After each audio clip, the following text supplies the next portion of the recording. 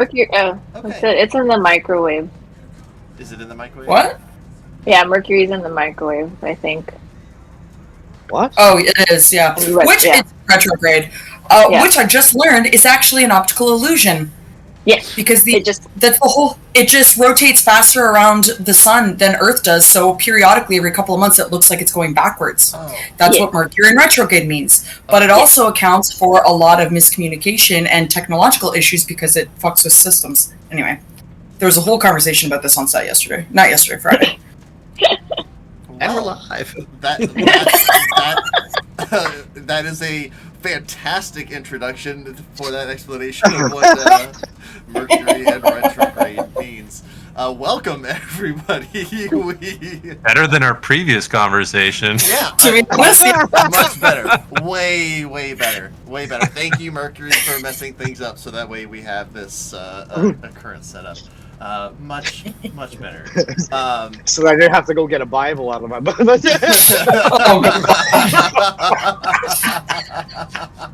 The Bible. Oh, wow. All right, I'm muting. All right. Well, we are the Wild Misfits. I am your Dungeon Master, Helix. We'll go around and introduce ourselves. We're playing the Storm King's Thunder. It's a time here, as you can tell. Yeah, you could be the first to lead off this shit show. My name is Ia. I play Stevie Rock Gnome Sorcerer. Jamie. Hello, my name is Jamie. I am playing Zemin, who is a shapeling druid. Justin, you go. My name is Justin. I play Louis Chuck Lafleur. He is a goblin cleric and goblin life cleric. And Mitch, who are you? What do you do? I'm Mitch. I play Chad the Barbarian. And let's go on to Jade. Hello, I'm Jade. I play Lorelei Winters. She is a changeling bard warlock. Helix. All right. Who do you play, Helix? I play a lot of people, my friends. I play a lot of people. Specifically, last time, I played a couple of your giant friends that you have recently met. The frost giant known as Harshnag the Grim, as well as the ghost of a cloud giant known as Iragon.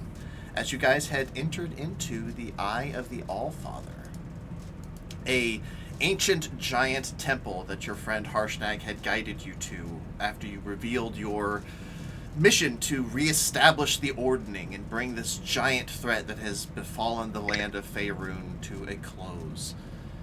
Harshnag believes that you would find the answers, and find the answers you did. They're at least the next steps of your answers.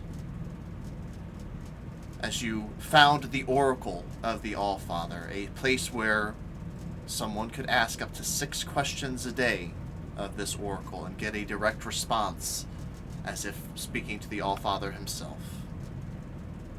You received a varying bit of information, some personal and some leading you towards the direction. But you must prove yourselves, is what the Oracle said. Gather giant relics. Bring them here to prove your worth, and the location of these giant lords will be revealed. So, you guys decided to begin your journey away. Harshnag has elected to stay behind. He wants to defend the temple. Barbarians were here when you guys got here. He wants to make sure that no one else messes with this place while you're gone. He also wants to spend some time. You've seen a fair bit of reverence in the giant in his time here. And as you walked out onto this mezzanine, and Lorelei, you were not, you had to leave early last time, so you didn't catch this bit. But I will read it as I read it for the rest of the party. You see a strange vehicle hanging in the sky overhead and slowly drifting closer. It looks like a small ship with sleigh runners and a giant red balloon that keeps it suspended in the air. You see about 8 or so figures in leather armor with their faces covered, and they're kind of waving to you kind of pleasantly, and they throw down a rope ladder. Lorelei, unfortunately, you were kind of scooped up by Chad and following the rest of the party as they all gather together on this airship, and a woman steps forward. You could tell just by the shape of her armor. She has a little bit of like golden gray. Like she appears like probably just by her voice, she in her 50s maybe, but it's kind of hard to tell. She has like real kind of hazy gray eyes. We come to you on behalf of Cloth, the great dragon of the north. Cloth offers you this vessel and our services as a gift, so that you may cross his vast domain while avoiding the many perils that the land below has in store. War against the giants is inevitable. She reaches down and pulls out a little piece of parchment and like looks it over. But the great dragon commands you to forge ahead and face your destiny. The ordering of the giants is broken, but they are not united.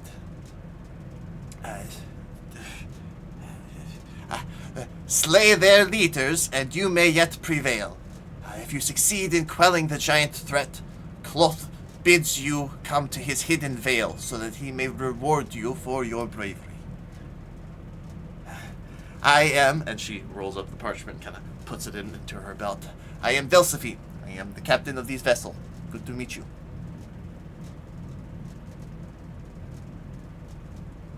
"100%. Hi, I'm Chad," and I 100% shake their hands. And what catch is there? Catch. I do not know what you mean. What do you mean by catch? Well, it seems unlikely that a dragon of such esteem would just grant us these gifts without some sort of payment in return.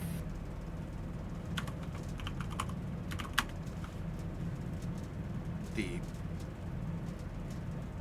Cloth is making this demand of you to quell the giant threat. This is not a catch. This is not a this is not a gift. This is aid in your current endeavor. Cloth wishes for this giant threat to be quelled, and so he will see it done. He offers you this help. I do not know what you mean by catch. And how is it that you and Cloth know who we are?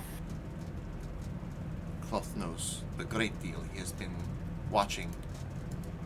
Give me 1 second. I believe I have an exact answer for this.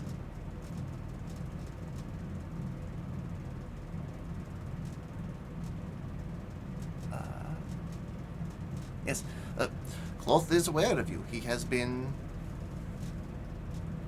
heard of your exploits, your works in Golden Fields, in Tribor. The mighty dragon has agents everywhere. And he's deemed to put this demand on a group of misfits instead of dealing with it himself? Well, I do not question the orders of the great dragon. He knows what needs to be done.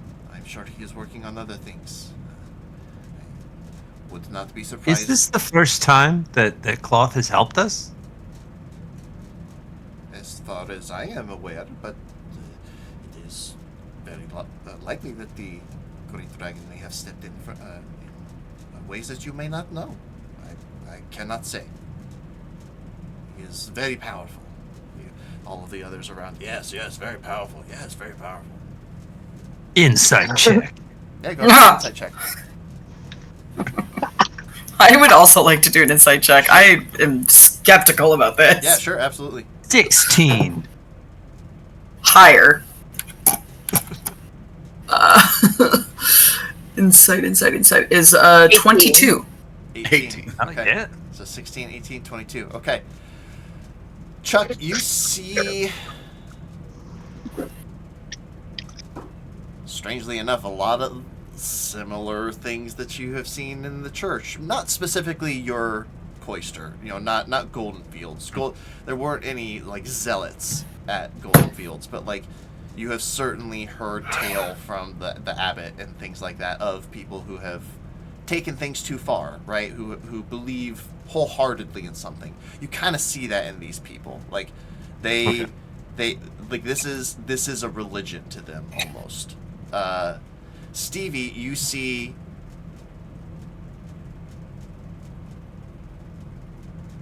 I think Stevie and Lorelei, because I don't think that it's that well hidden among them. And all three of you also will notice this as well. So all three of you notice. These guys also don't look like much as far as, like, fighters go. Like, yeah, they're armed. A scimitar here, a rapier there, a long sword. A couple of them have crossbows. The ship is, for as small as it is, pretty well armed. 2 pretty large ballista. But these guys don't look like fighters at all. But Lorelei and Stevie, you guys notice a little bit of fear there. In regards to us? Oh, no. Okay. No. Anytime they talk about cloth, there's a heavy amount of, I would say, fear mixed with respect. That's the way that a red dragon would want it, I imagine. Fear of saying the wrong thing. But we are not. We are a expeditious means of traveling. I am sure that whatever your adventures are, we do not know the specifics, but we know that you are attempting to restore the ordering, something to that nature. We know that the storm giants were at the top and the hill giants were at the bottom, and the king of the storm giants, Hekaton, has made the other giants misbehave. This is what we have been made aware of. We are here to help you on your endeavors, but only aboard the ship. We have not been instructed to disembark, and quite frankly, given the stories that I have been told of you, I do not want to go with you. Fair. So this... I was just going to say, to set the stage a little bit as well, I'll move you guys over to the airship map. Oh. So you can get a look at that. I gotta remember God. to also move the DM token that I made. Yeah, I was just gonna say, I have this stream loaded on the side here, Yeah, and it's probably just black. still on the launch pad. Yep. How about now? What are they again? Just regular people? Yeah, they're just people in like black leather armor. They have like strange headdress armor. Some of them just have like winter those flappy hats. Because you guys are up in fucking mountains. It's cold. Yeah.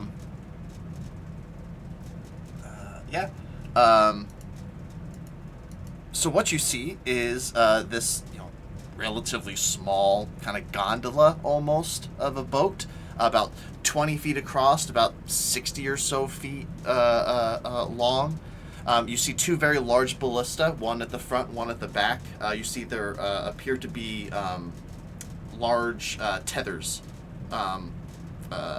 attached to the bottom, or like a large piece of rope spooled up at the bottom of this one, almost like the ballista can be attached to something and then reeled in.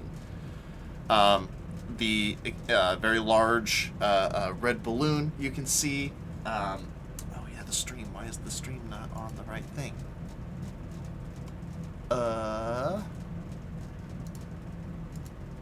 One second.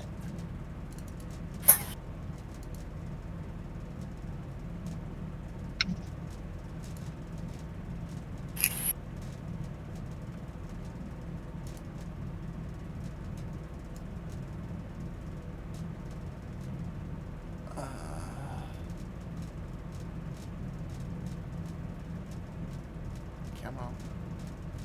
There we go. Why don't you want to change on me, good?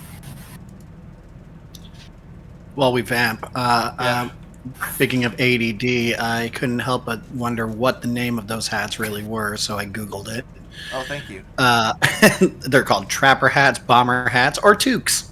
Toques, Or that is my favorite name ever, Toques.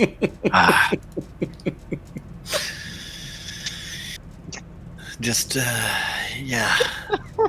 ADD grabbed all of me on that. I just read a whole article. There we go. Got it. Okay. All right. Sorry. All right. Now okay, cool. So what you also see, Lorelei, I'll explain it to the rest of the party, but you see right in the center, right about here, you see a kind of a glass container that has metal sides with very intricate etchings all along the edges of the glass and across the glass, almost like chains. And inside you see a fire roiling around, and as you look inside, you see a face look at you as a fire elemental within is creating the heat that keeps this balloon aloft. That's cool. Yeah, super, dude. This boat's really cool. But Delphine will say, we will be able to travel much more quickly than you will across the land. We will not be troubled by the critters that crawl across. There may be some flying instances of things that may come up from time to time, but we have the ballista, we have you. You seem capable enough. We are capable of traveling 60 miles in a day. You guys would equate that to, if you're, from what I've heard, the plan was to head to Mirabar. It took you guys a week to get here from Mirabar, traveling by foot, and it was a hard fucking climb up mountains and passes. It was not easy. This boat can get you there in 2 days. wow, nice. And did this cloth perhaps provide some funding for materials?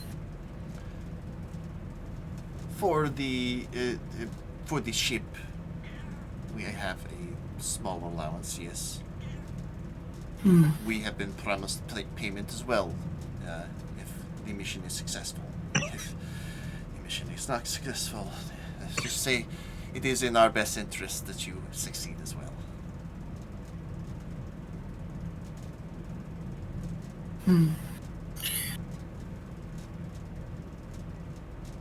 I got a question. Is Cloth gonna kill you if you don't succeed? He would be, and you see, like, not only she it's shuffling uncomfortably, like everyone is shuffling uncomfortably.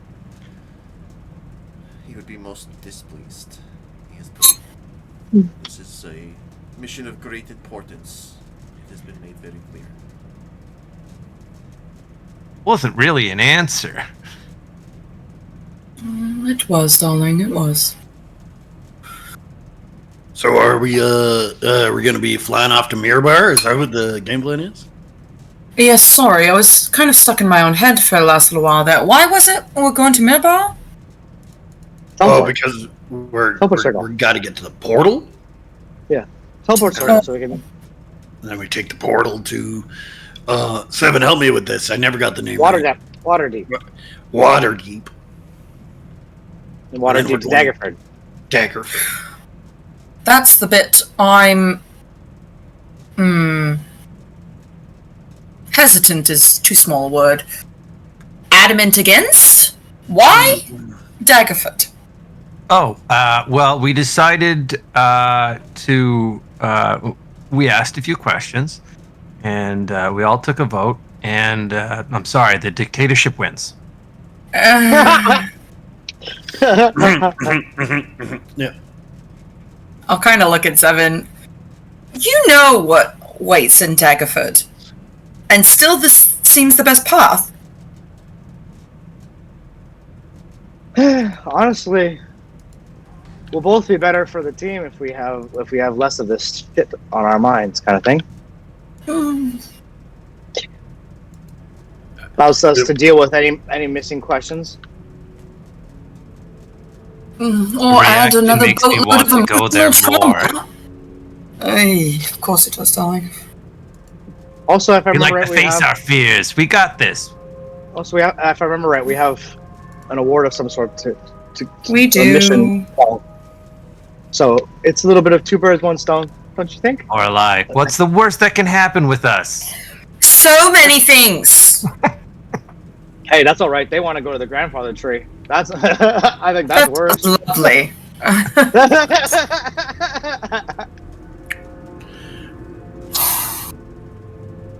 So, Mirabar? Yep. Well, that was the first spot either way, so we could use the teleport circle to get to that side of the realm. So And then ditch the ship. the ship is going to meet us in Tribor. Uh, Because when we're done in Daggerford, we go back, use the circle, go back up to Mirabar, use the ship to get to the relics. No, Are it's we meeting us looking? there. So we are heading to Mirabar then. Yeah. yes. How many nights are we staying in Mirabar? 0.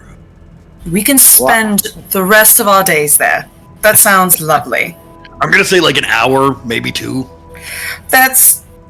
Lorelai, I mean, it's too early to what- be talking about retirement.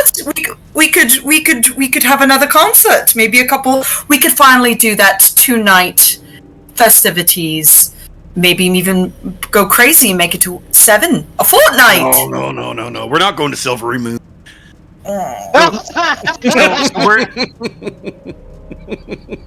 Wrong destination, Lorelai. We're going to be in Waterdeep by end of tomorrow then. Probably by the end of day or No, it's something gonna like take that. 2 days. It's gonna take 2 days to fly 2 to days? Mirabar.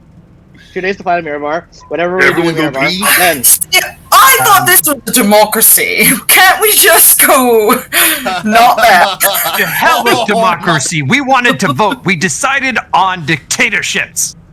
It's not my fault you were very quiet during that whole entire vote. Our democracy wasn't working. I'm dealing with a vast amount of information that I knew not of myself, and also I died. So there's that. Like, can we not? Almost. I mean, we all almost died at some point. Mm. Stevie was a pilot, was a smoking corpse. Yeah, we're not going to address that. Question to DM: do I know of anybody who's going to be in Waterdeep in the next couple of days? Is there anybody that I would know? Because I want to do ascending. I want to kind of get the message that Lorelei Winters is going to be in town. I'm trying to think of somebody that I would know. That'd be. No, I don't think so. Who's the receiver of the mission that we're going there for? Maybe There's a mission in Waterdeep, right? Maybe if you were It a was, normal cleric, Chuck, but you're a goblin, like, and we Yeah, right. Okay. we really been playing into that. Like, well, okay, so like, and you guys would all know this. Well, maybe not Chuck or Chad, rather, but everybody else would know this. Waterdeep is easily the biggest city in the north. Like, I think the next biggest city that you guys have been to might have been Mirabar, with like I think it has like a population of like 200,000, like both above and below ground. Nice. Waterdeep is like 2 million. Woo! Like, the big one. This is a Awesome. this is a big city. I think we should save our shopping for Waterdeep. I mean, We could make so much money with a show with 2 million people. Yes, we could do so many nights there. We should At least one stay night. there. One night would be great. Got a schedule to keep. Regardless, we are heading to Mirba then, right? Yes, Mirva. Alright. We are going to probably put down just outside of town, outside of view, as to not draw too much attention. You can make the rest of the way on foot if that is alright. Yep, that works for me. Yep. Do you have a specific time of day in which you wish to arrive there? Hopefully the As morning, long so we as can it get a full takes. day. Like we'll get there in the morning, full day of travel that we're gonna do, and that kind of thing. Alright then. Stevie, we got to start making a set schedule for when we get to Waterdeep. Yeah. But while all this is happening, I'm Stevie staring at the elemental. I'm just like, wow. Like completely distracted. It like looks back at you, Stevie, and just like you see a hand reach, like what could be considered a hand. It's like as soon as it hits the glass, it just dissipates like flame does over top of glass. But it's just constantly like. Yeah. No, and I'm like, does it have a name? Like, just talking to whoever else is around. Like, does it have a name? One of the other cultists will say, he'll introduce himself, Brask. He'll just say, the fire elemental. We shall name it Amber.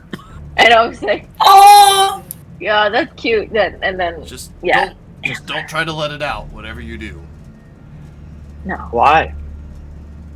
Well, besides the fact that it'll try to kill us all, after it's done killing us all, those that maybe survive will be plummeting from the sky to death in a burning boat. So, let's not do that, huh?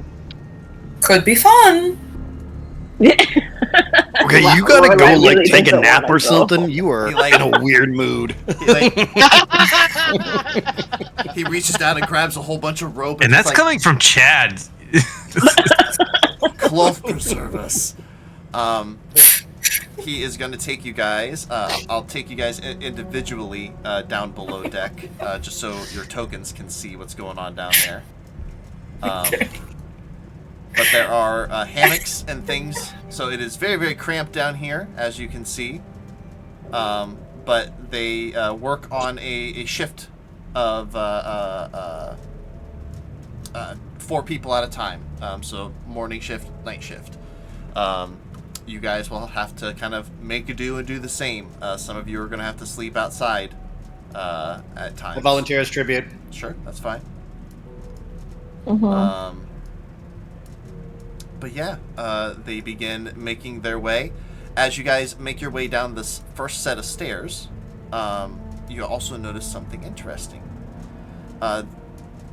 Right as soon as you go down the second flight, so you go down one flight of stairs and landing, and then go down the second flight, directly to your right, it almost looks like a fish tank. It's like a thing of glass.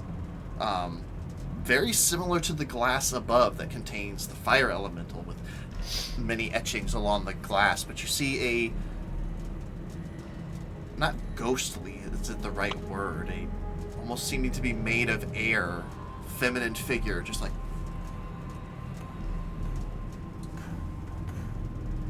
just kind of tapping at the glass. You see an air elemental captured in there. This is Gale.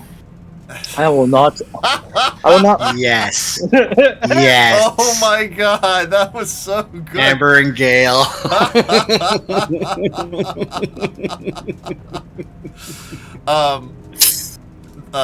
Brask will just like look at you as you say that and just roll his eyes. He's like, we're also not letting that out. If we let that out, we don't control where we go. And then we're just flying around. That sounds like a lovely adventure. Okay, Lorelai's sleeping outside with me. You know, the nature of the enslavement of these elementals really leaves this ship as like a ticking time bomb, doesn't it?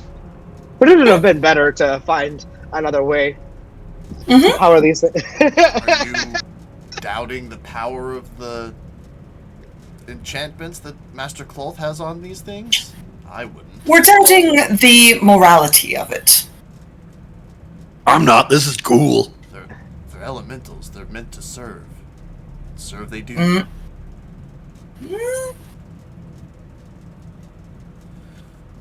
Whatever. And you all can take these 2 rooms. You'll split it with those that aren't using it. Those that want to sleep on deck may. You answer to Delphine when we're on the ship. Otherwise, Otherwise, she will tell you what to do. I'm Sounds- gonna say sounds that good.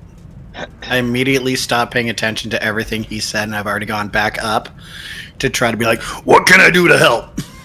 And I'm immediately trying to get to work.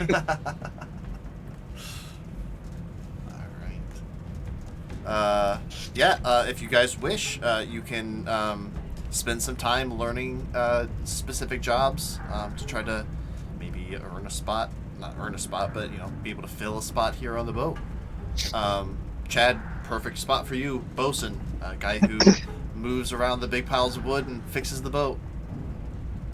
Already on it. Okay. Yeah, I think Chuck would take an interest in navigation as somebody who's. Oh, I've done something stupid. Green. But yeah, I think he would take an interest in navigation as as a goblin. You don't really get out that much, and this is kind of the most he's ever traveled. So this would be really, really interesting for him. Learning about maps and locations and just kind of how to circumnavigate stuff. Mm-hmm. I would like to say I'm trying to learn all of their knots, and I'm trying to just figure out where they want everything. I'm dancing with the elemental, like trying to dancing. That truly is the best job on the boat. just like with the fire. It's just like, oh, Lorelai is interested in sabotage. Sabotage. Oh, wow. wow. Hey, Sabotage. Seven, can you just watch Sabotage. Lorelai for us? That'd be so great. Sabotage. Wow. Can you make sure she's getting Sabotage. ready for her show? Oh, can I have the mage hand just follow Lorelai around? It's like, In fact, I'm gonna Yeah. go to my little kitties and be like, "Hey, if she tries to do anything, swat at her hands." yeah, like you're flicking, swatting, just like distract her. I got Rilix and Sable both following you. Okay. The commands My are God. given, and you hear as a couple, and those of you who are up on deck, you can see as Delphine, the captain, kind of turns the wheel around, and you see those of you down below deck see the little aquarium begin to glow, those little runes, and then you see as the elemental turns and then begins blasting air behind it as the large turbine begins spinning and propelling the ship forward. You see as the runes along the elemental begin to glow as fire erupts into the balloon. It begins gradually rising and heading towards Mirabar. It is a 2-day journey. Is there anything that you guys would like to do on these 2 days? I'm 100% Captain Jacking every time we get a chance. I'm standing off the just full chest on. I'm finding ways to slow us down. I think. But before you get into that, I'm just going to quickly say, I think Chuck would be kind of flipping through his tomb and just trying to find new spells to kind of like, oh, that'd be kind of useful, and doing that, and then going back to the navigation stuff. Okay, absolutely. Cool. All right. Remember, my Lorelai. cats will swipe at you every time you try to do something stupid. I know. All right. So, Lorelai, this is going to require a couple rolls from you. So I need a stealth check for one. Okay. What? What is she doing? We'll see. 24. 24. Okay. Now give me a sleight of hand check. Chad, Oh, okay. give me a perception check, but I need you to use Relix's stat block if you have it. No, you name your gave me Relix's stat block. If you just pull up a Tressum, if you go into extras and pull up a Tressum. Give me 1 second. Yeah, no, you have it in your extras. Do I? Yeah, you have Relix and Sable, both. Oh, they're there. Haha. Okay. Just straight roll. Just straight roll. You got it. That is 18 plus stealth. Did you want a perception? Perception. Oh, that's 24 or 26. 26. Wow. Okay. And Lorelai, your rolls were 20 for stealth and 15 for sleight of hand. okay. Lorelai, as you And to be clear, I'm not doing anything that's going to destroy the boat. Yeah, Just yeah. slow us down. yeah, Blow us down, you bitch. Lorelai, you're like walking around and you make your way up to the top deck by the wheel. You see there's some rope there. You see the propeller there. You're like, the rope fell on the propeller. You start kind of sliding it back as you're just kind of, nonchalantly having a conversation with Delphine. She's not really paying attention. And you get to the rails, and it's just going to be like one little push, and it goes. But like as you like look back, and he wasn't there before, you see Relix just sat there.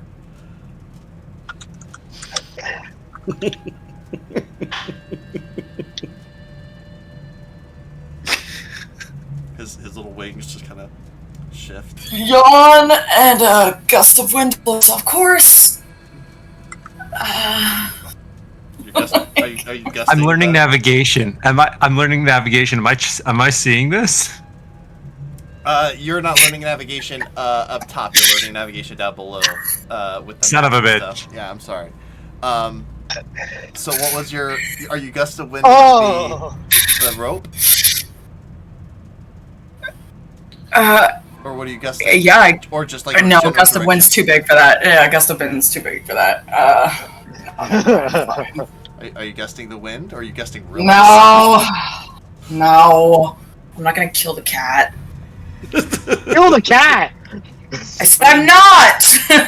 I mean, it's not like he would just. Hope fly you can back. fucking fly.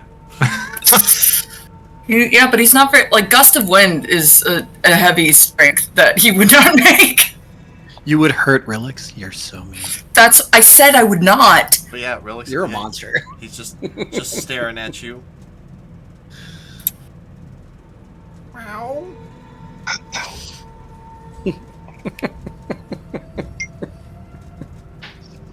He's got really good stats, by the way. Yeah, Tressum aren't like they're not just a cat. Like they're more than just a cat. Fucking rocks. They're monsters. Okay, I thought they were fake creatures, but they're monsters. Theoretically, if I were to slightly tame the fire elemental, would that kill us? Because I have the Ild Stone. I'm a fire tamer now, bitch. The ice. Oh shit. Let me see what that says. Hold on. But wouldn't I notice? Because I'm definitely just hanging out with a fire elemental. Or sorry, yeah, Ildrun. I got the Ildrun. Just remember, Stevie and I are constantly up top. Yeah, and I'm just like, Yeah, why are you weak? Oh, Like, girl, Amber, why you go so weak? Like, why? Okay. Would that kill us? I'm asking a theoretical. I haven't done it yet. Lorelai, you don't know. Yeah, the player can't ask that. The Relix is going to drop down and like start headbutting your legs and like trying to like very clearly move you away from the rope. We'll pause there. While Chad and Seven, Stevie. Seven pops up behind her. What do you think you're doing? Can You know what I'm doing. I mean, Seven, So- if you want to, you did say that you were keeping an eye Yeah, on no, let's RP this. Let's RP this. Let's do it. I'm going to interrupt just for a second because as I'm looking through my spells, I found something really useful. It's called Invoke of Amaranth. So if you look at my spell list, so what it does is that when I cast this, I roll 2d20s. And anytime within the next 24 hours, I can change the rolls of anyone, Oh, even after they've rolled it. what is that spell? Totally. It's pretty cool. There's a sorcerer ability that allows you to do the same. It's wizard. Sorry, apologies. Yes, wizard. Divination wizard. They're fucking Yes. Oh. sick. They're good. It's really cool. This turns you into a divination wizard for. It's only a 3rd level spell? Yeah, I know. Yeah. What the fuck? I That's know. broken. That should have been fixed. But I mean, hey, And There's a lot of things that should have been But fixed. on top of it, it also adds your modifier. So if You I can choose, see. You need to see me. yeah, but I mean, The ship's not that big. He's learning navigation below deck. he's not You can't see me through the doing it. floor. yeah, do that doesn't they? apply here. Yeah, that's sorry. I'm keeping that fucking handy. Yeah, that's Just know, crazy, dude. I have rolled, and I'm waiting to figure this out. That crazy. Oh my god. Okay. Well, And don't forget, Jade, there's a sable.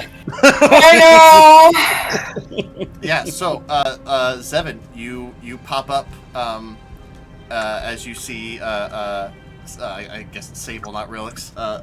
Head bumping. Lorelei trying to kind of push her away, and you see there's some rope at her feet. Lorelei, do you Hmm. mind coming? Do you mind coming to help me with making these potions? And I'll show her the bag of the toes. I got some. Couple reasons why not. One, it's not really my area of expertise, and two, that's disgusting. It seems like you need a distraction. It seems we all need a distraction. We should go to Silvery Moon, or maybe to I don't have the map in front of me, but the one that's super northwest. What? You mean to Waterdeep, and then No. South seems it's too balmy down south right now. We should take advantage of our wolf cloaks and go north. That sounds lovely. Expand the franchise, you know? and abandon the world to its fate. There are so many other ways we could do this. Why does it have to be Daggerford? Because we have responsibilities now. You understand that I won't be allowed to go with you. I've been banished. You are a changeling. Which is why I was banished. We specifically are very good at maintaining the ability to not look like ourselves. This will allow This will allow you to get the answers you're looking for without prosecution. They are arcane scholars and historians. Surely, after the discovery of my descent, they would have come up with some defense measures to detect our kind. It's the risk or psychological. I've already dealt with a not great father recently. Okay. Can first we things first. not? On a side note, being a changeling from a village who specializes in espionage using our changeling abilities, I promise you that the most of the world does not have technology that gets around us. That's why we're scorned. Yes, but upon the I was discovery in- I that was one of in their the- nobility.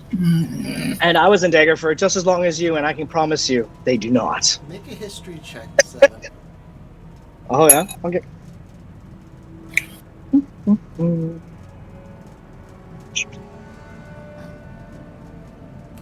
And remind me, changelings. 19. Okay. Did we talk about the silver homebrew for The what? for you guys? Like the silver weakness homebrew? We haven't talked about that ever. Were we to silver? No, that was what I was like. That's a homebrew thing that I have in my for Oh. other things that I play. But if that's not, yeah, okay, that's fine. We don't have to worry about it. That's fine. It makes more sense in my homebrew world because I only use gold. I don't use silver pieces or anything like that. So like it's much easier for changelings to avoid it. But no, never mind that.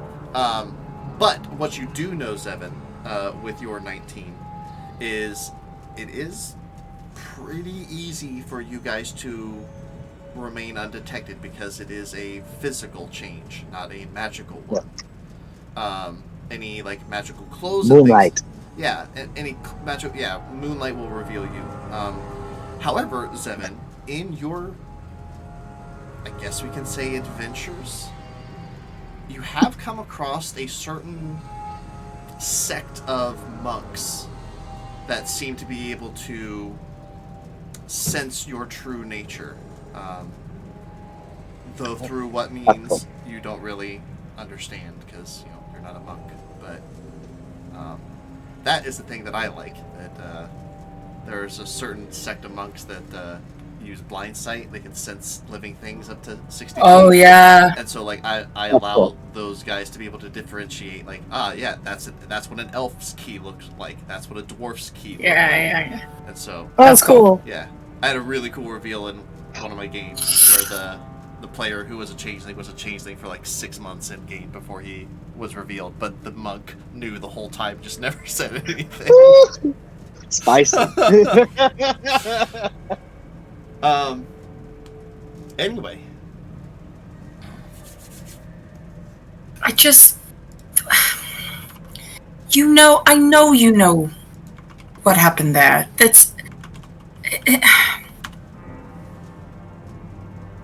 Can I just sit this one out? This is, let's be honest, Lorelai. This is a very unique opportunity to get some of the answers that you're looking for. Also, one of our steps after this is to go back to my home to deal with the grandfather tree. This is a great opportunity for you to have answers or questions that you can use when we get there. We are about to face a lot of our personal issues. And unfortunately, I think the world can't afford for us to be distracted.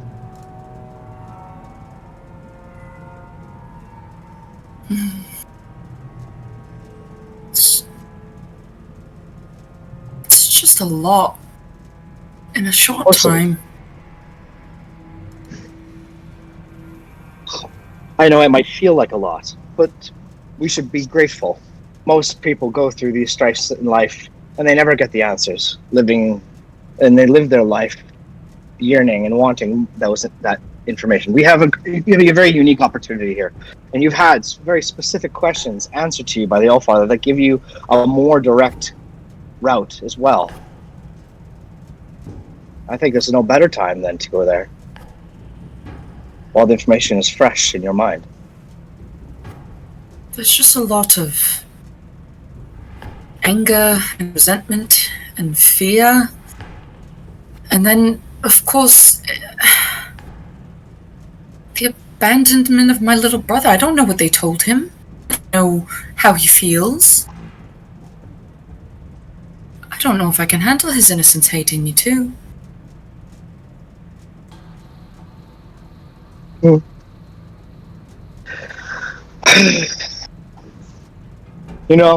We can't really...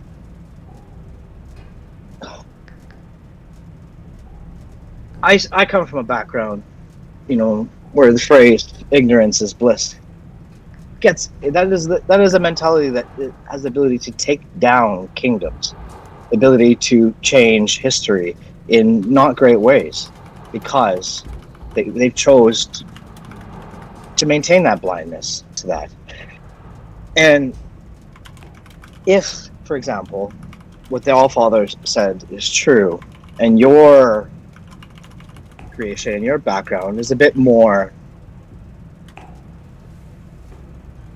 drastic than normal, you might want to be more informed. You also might want to check in on the old family to make sure that they are okay, even if it means seeing a not so great light on yourself.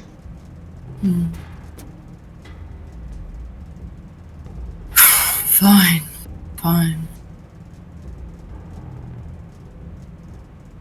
But if there's trouble for us, we're leaving. All right. Well, and you know, the entire team is here for you. It's not just me. It's kind of what Well- I'm worried about. They're a bit reckless. But would you want anybody else to be there for when things hit the fan? No?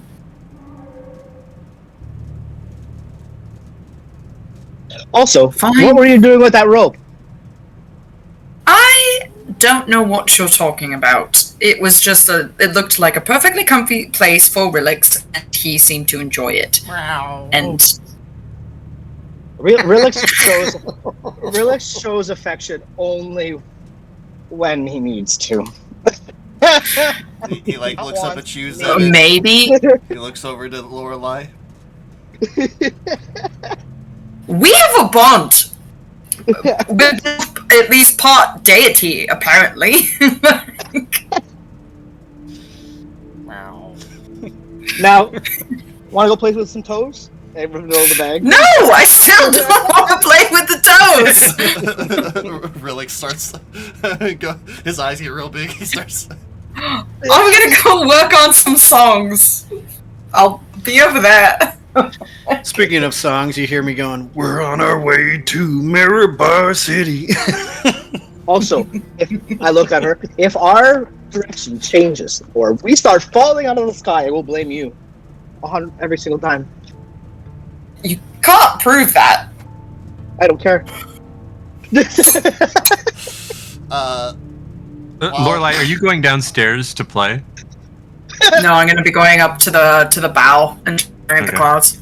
And I'm gonna go get my alchemy book and start working on these toes. While all of that is happening, Chuck, you are taken below deck. There is a little table that looks like a multi-purpose table. It's used for all kinds of things, but specifically right now, it's being used to show you how to plot the course. Delphine leaves someone else up onto the wheel and will go down and help you. And it's all about reading the topography of the land and knowing how it's going to be affected or affect the wind currents and try to gauge that. This ship is much less about its own propulsion and more about riding the currents of winds that already exist. Okay. And finding those currents. That's what the propeller is for, is like Right. being able to get around. It's like a small board motor, basically, you know? Okay. Yeah. She will walk you through that process. Can you give me a survival or what would it be? Survival or nature check? I'll allow you to decide. Survival check. Okay. That's 18. 18. Okay. Chuck, there is a hesitance to her at first. A bit of a hurdle that she very clearly has to get over when talking to you. I know the cleric thing is a little bit of a thing to get over. I get it a lot.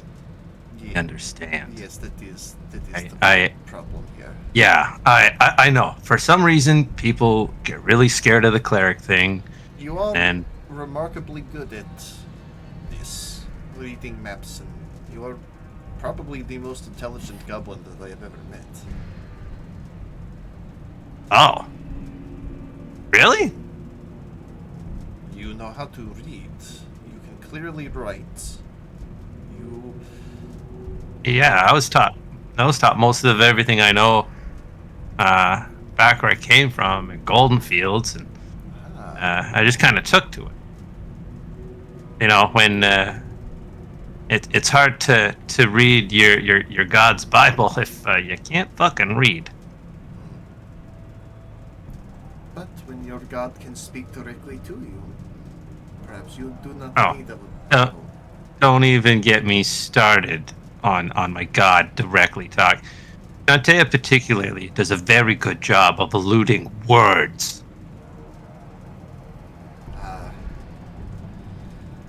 Cloth. You know, you ask a question and you get a fart in the breeze, and that's apparently it.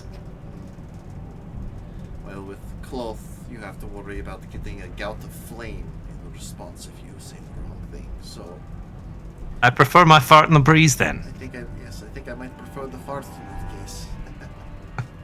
As long as those two don't meet, we're gonna be just fine. Keep practicing this, my little friend.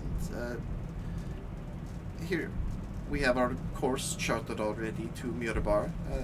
We are heading to Yartar or Tribor next. Where? I do not. There are a lot of places that you guys are going to be going to that we will not. So. We had this chosen out last time. Where did you guys want to go? I think it was the ship goes to Yartar and waits for you. Oh, that's right, because we were going to kind of bounce around through the portals. Yeah, and you guys are going to portal around for a little bit. Yeah, okay, yeah. Let's head out to send you out to Yartar, and then we'll meet you outside of Yartar. We will be outside of the western gates then. And gates it is. I'll help navigate kind of Yes. how You to get there. You work on that. I will come back and check on your progress. Keep in Excellent. mind that the changes of weather and time, it is getting later in the season. It is almost in the middle of summer after all. That's fair. Alright, while that is happening, Stevie and Chad, you guys are chilling out on deck, checking out the fire elemental. Oh, you're just dancing around it? Mm-hmm. Oh, There's okay. I like how Yeah, Mitch I mean, goes with how his much arms of, up. Mitch froze at the perfect do we? time. Oh, do we see? Can we kind of hear, or at least see, Seven and what's it called? Lorelai. You can barely see. You can barely hear them. You can clearly see Mhm. them, and then you see them like they're having their discussion as you guys are doing this, and then you'll watch as Lorelai walks past. But you know, we're kind of doing a little time jumpy thing, so we're rewinding slightly back in time with you guys, so you have your opportunity. That's okay. I asked Chad, what do you think they're talking about? While I'm like copying the elemental. While you're copying the elemental, I'm beside you doing the same movements, and I'm like, I don't know, probably, this is the best idea ever, and what she should be doing on her next set list, probably. Because we should put on a show when we get to Waterdeep. Yes. Yes. Get a little extra coin. Yeah. Do you think? Because last time we already did. Oh, okay. How about? Could we catch an elemental and then also like have it? I mean, I'm sure it's pretty easy to do, but we have so much on our plate right now. That's true. It's just trying to kill you the whole time you guys are doing Yeah, I would this. just say assholes. Like, yeah, I don't know. Yeah. Me worrying about Lorelai sabotaging this ship. Well, after you guys are doing this for like, I don't know, I'll say 10 minutes, eventually the person that replaced Delphine, who's on the thing, will be like, Can you not? We're going too high. We're gonna have to start bleeding hot air. You're making it too mad now. Oh, so dancing makes it go higher. We're doing. Maybe we should chill off the dance. You're Okay. Yeah, no, you're making the elemental mad. It doesn't like to be bothered. As Evan was walking back to go downstairs to the toes, they're gonna feel a shadow appear from behind them. Do I have to deal with yet another couple troublemakers? Are you talking to them, or did you appear behind Yeah. them? Oh, behind them. Okay.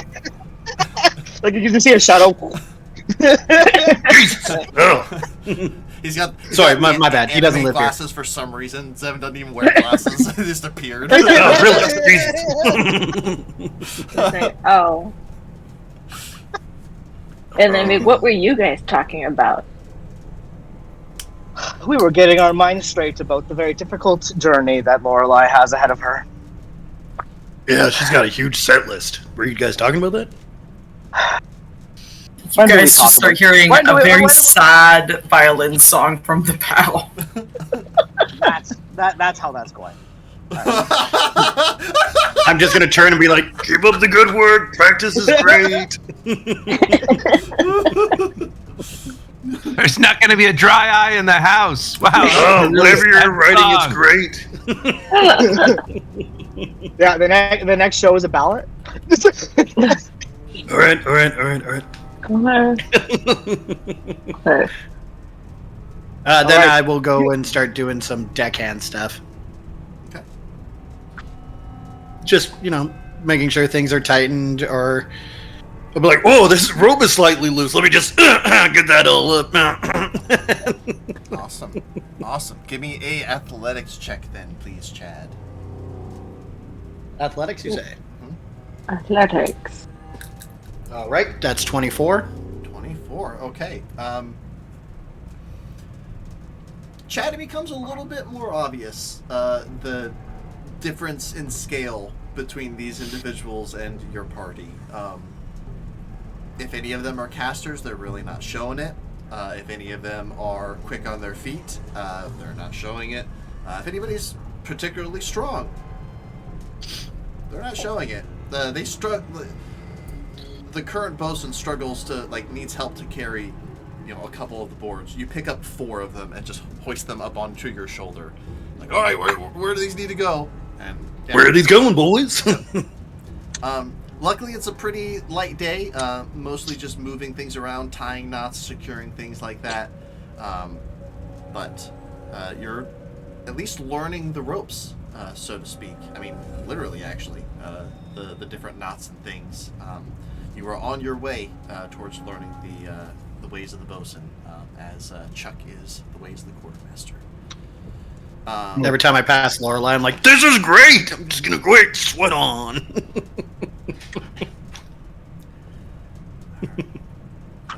At one point, Delphine will walk up to you, Zevin, and just kind of gesture towards Lorelei. We don't have to worry about her jumping, right? I just say it is a very it's a beautiful song, but it's just very depressing, and I worry. Let's be honest. If she fell from here right now, I'd be more worried about the people at the bottom she'd fall on than her. She looks at you, then looks at her, and then looks at whoever else is on deck at the time. Who the fuck are you people? We're deciding the fate of the world. We're the heroes. All right. Is there anything that you guys would like to do on the second day of your travel? The first day passes without any incidents.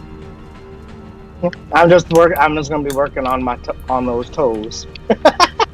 I would like to say that Stevie and I slept around the, I'm gonna say I slept around the elemental, not Stevie. Okay. Sure. Yeah, I probably did too, but now I'm focused on the wind elemental below. Oh, okay. And just also We have moved on. Okay. yeah. Stevie, that one's a little bit more sad because the fire elemental is blasting at you and aggressive. the wind elemental is like looking at you, panicked, and like looking all around, but like almost reaching out for you to like help it. It looks sad. Oh, okay. So maybe that one I would just probably like. How would I cheer it up? Maybe some minor illusion stuff, just like. Oh, I could show a sea monkey. Because this sea monkey, like just talking to it instead. Mm-hmm. Like, Uh-oh. You don't speak primordial, right? no. Okay, I just So want to I'm just speaking common. I just want Just to make like sure. just talking at it. I do. You do? Oh my. Oh no. It wants you to release it. It makes sense Oh, that dear. Lorelai wouldn't have said anything either, because like in the background of your like loathsome, like a heartbreaking song, Lorelai, you hear, "Stupid motherfuckers! I'll tear you all down! I'll burn this place to the ground! Let me out! I'll light you on fire! Your rotting or your burned corpses will fuel my flame for eternity!" Like you just hear this fire elemental just laying into them.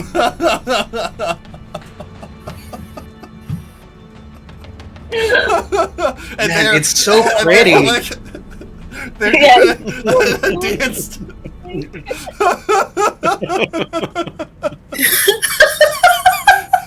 Yeah, I'm not top on that. Jesus Christ.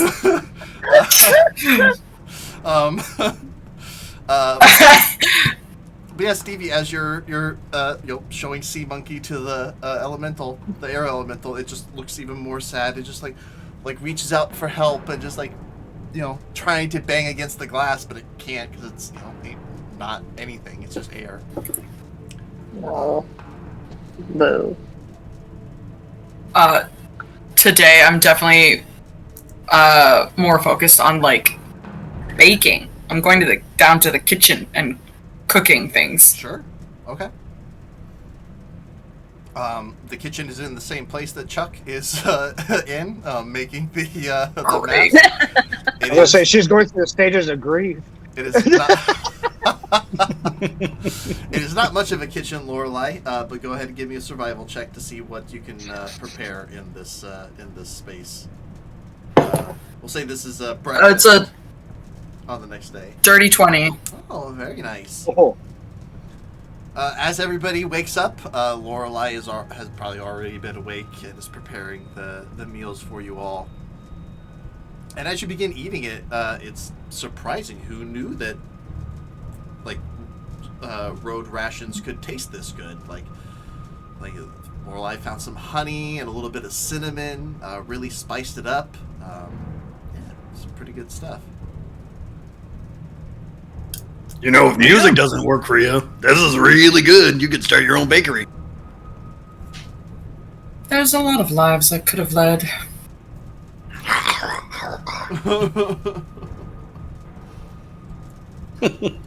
Most of us were born into this life. Our families have served the Great Dragon for generations.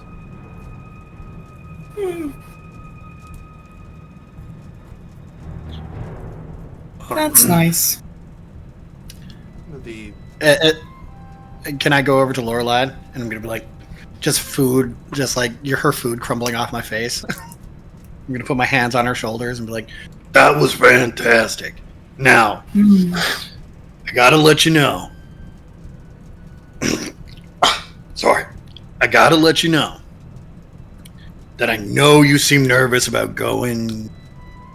Waterdeep? Is Waterdeep you don't want to go to? I'm not nervous about Waterdeep. So good, because we have a huge show going there.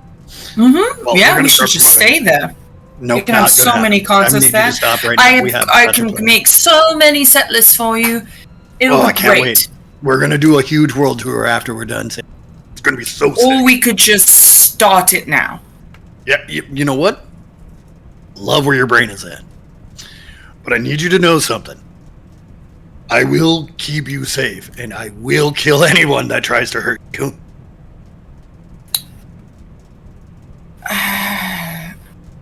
I'm not so much worried about physical trauma.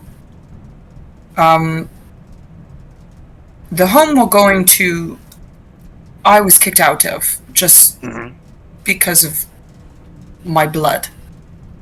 And if you didn't like my father that I share with Seven, you're really not going to like my other father.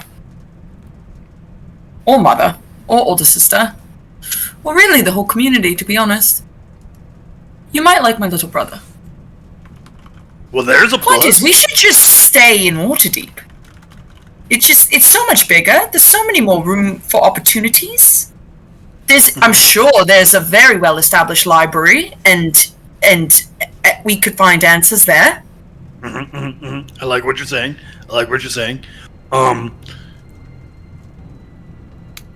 Lorla, I need you to hear me out. I can't go home until we have all the answers. So at least you get to hate your family, but I can't see mine until we have the answers. That's the problem, Chad. I don't hate them. Then we need to go do this. I liked it better when we were a democracy. As this is happening, he's kind of reading the room, and he decides to kind of pull out his book again. He's looking for one spell particularly at this point, and he's looking for calm emotions as he starts writing it down. Just like, he's not subtle about it. He's kind of doing it in a way that's like, this is what's going to happen. And before I go away from Lorelai, I'll be like, hey, Lorelai, you know how I told you remind me of somebody? Can you... Right here. Sure. I'll connect with your mind. You are gonna feel how sad I am that I'm not home. And then I'm gonna look at her and go, I don't let this bother the team. And then I just go upstairs and start my work.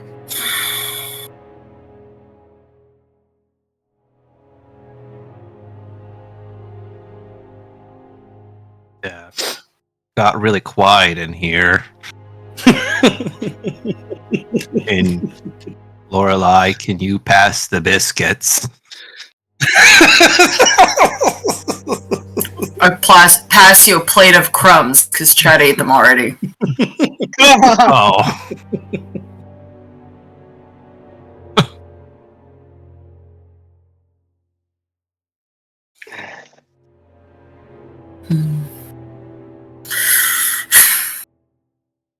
I start making cookies. And the Sable's gonna actually rub on you too.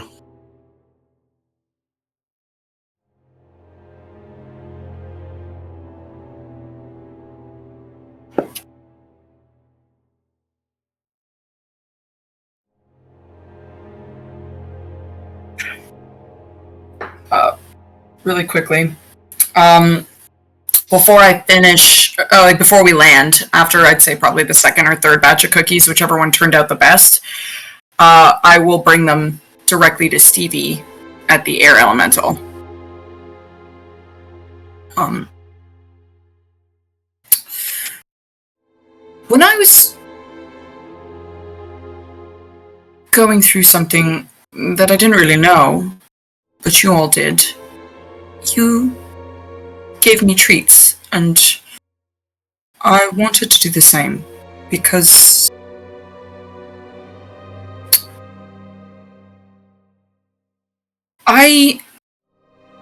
a couple of reasons.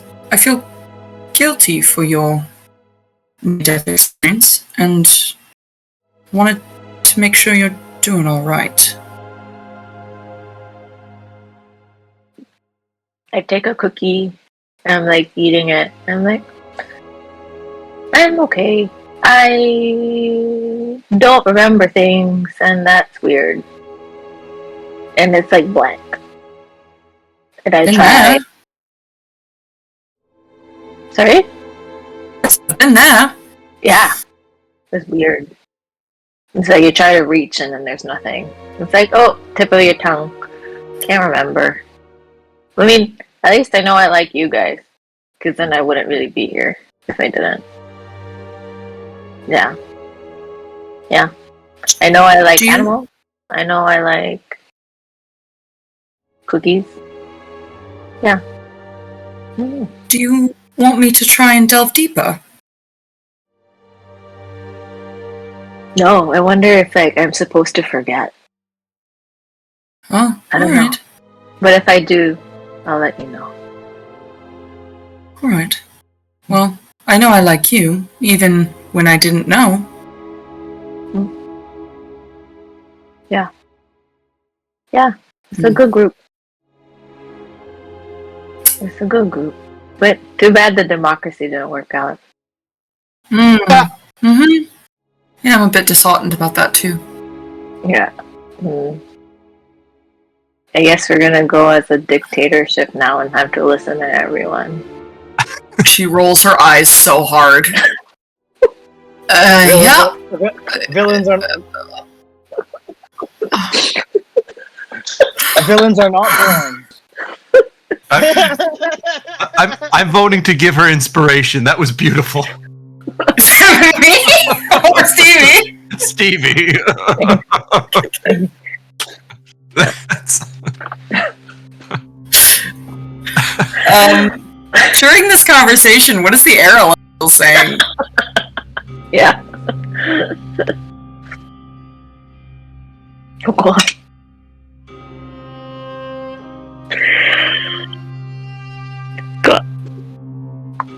God, Stevie's such a little dick. Like, unknowingly. What does air elemental like primordial sound like? Like is it very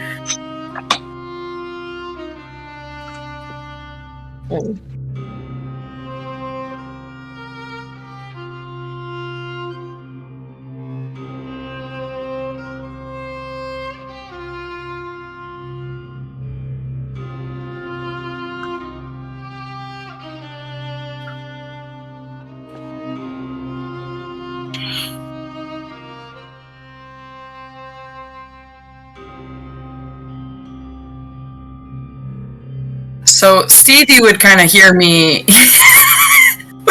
taking like really weird sighs and yawns for a second. Yeah.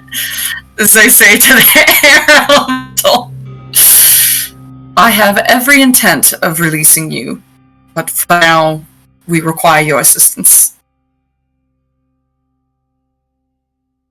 So Stevie's like, you okay?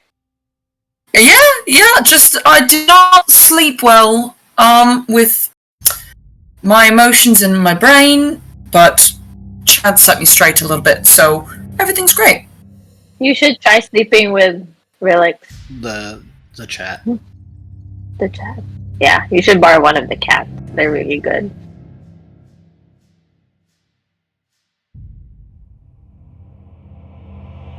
No, I've been hearing you the whole time, so somebody just said Helix doesn't have sound from his mic right now. Oh. Oh no.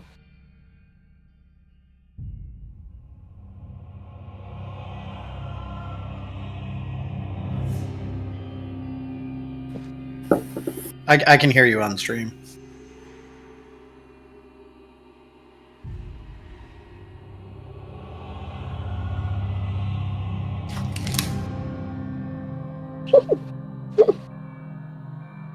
No, you're gone from stream again.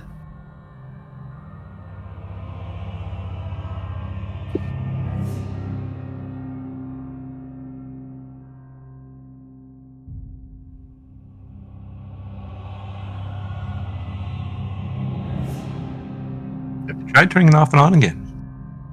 Maybe you have a gremlin. Fucking around. Like,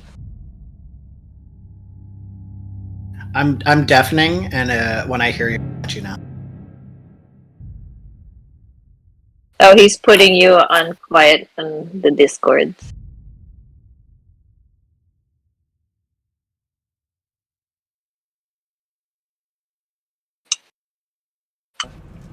What about now? Testing 1, 2, 3. I see it moving on thing. I think it should be picking me up now. Because it seems like it's moving on Streamlabs. Yeah? Okay. I can hear you, but you're Yeah, really he says quiet. better. Okay, cool. Thank you. I got you. I got you back. You're very quiet. I'm very quiet. Yeah, you're really, really quiet on the stream. Okay.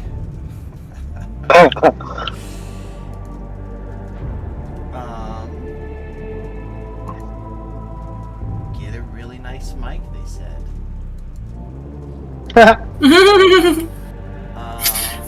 Yeah, quiet, but you have some. Yeah, I'll keep fucking with this. How about this? Is that better? I'm gonna be louder for you guys probably, but you can adjust me in That's Discord fine. as needed. Alright, hopefully Yeah. that'll work. Okay. Yeah. Yeah. In it. Sweet, thank you. All right. The booming voice from our GM. Yeah, so you guys make your way. Anything else you want to do before you arrive to Mirror Bar?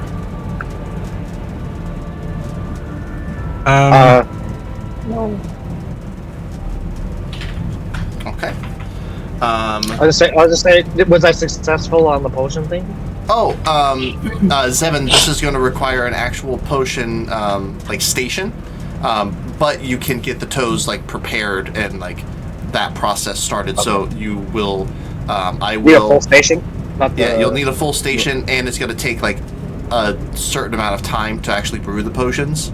This is a considerably difficult thing to do. I'm pretty sure a potion of frost or cloud giant strength is it's more than very rare. I think it's let me double check.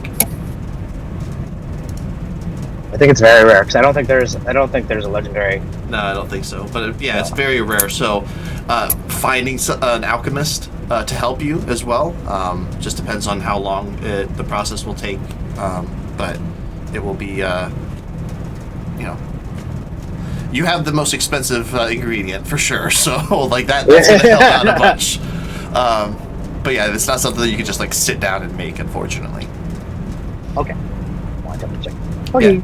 Probably can find Well, somebody. when you do, I can give you a bardic. Yeah, probably can find somebody in Mirror Bar though, and Lorelei can bardically inspire you. So. Okay. Yeah. Sounds good. Perfect. Alrighty. The ship goes into a low orbit around a little glade, and the rope ladder is lowered down for you guys to descend. Once you guys are off, they will wave to you and begin taking off towards Yartar, and we'll wait for you there. As you guys begin entering the city, the mood is... Give me a second, trying to get the music all set up, is actually significantly brighter than the last time that you guys were here, as there appears to be something of a festival happening on this in this place. You see, as you walk in,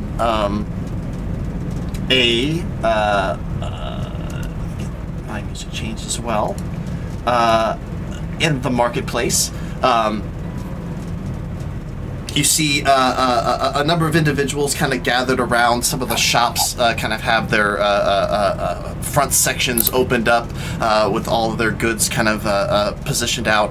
And then directly in the center around the fountain, you see a number of robed individuals, about 4 in total, all with some with hoods up, others having hoods down, little ropes around their necks, and pouches and things on their backs.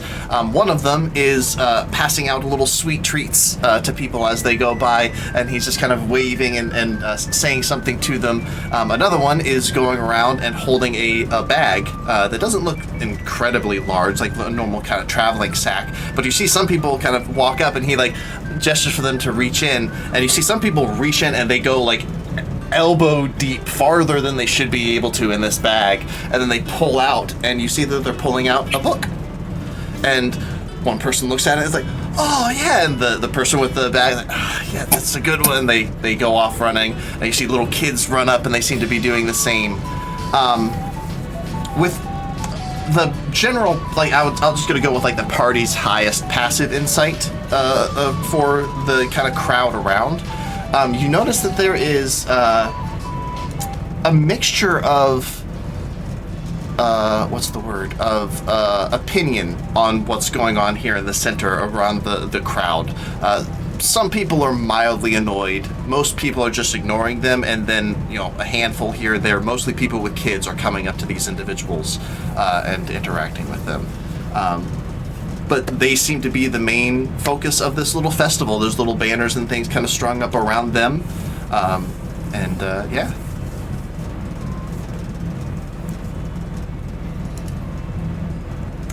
Let's see the last. Yeah, I'll head towards them, and I'm kind of intrigued. There's a lot of flash going on. Mm-hmm. I see some treats rolling around. So, I'm assuming Chad is like right behind me.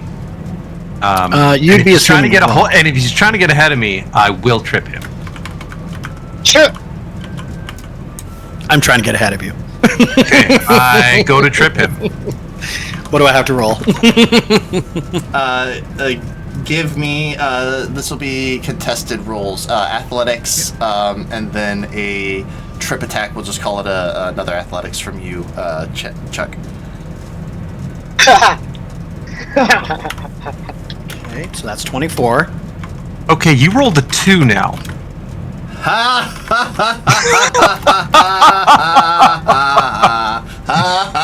see what you're doing. I see what you're doing. I would like to make a dexterity saving throw, please. Yeah, go ahead. This is going to, like, you've already tripped, Chad. Chad. This is going to be to catch yourself so you don't face plant.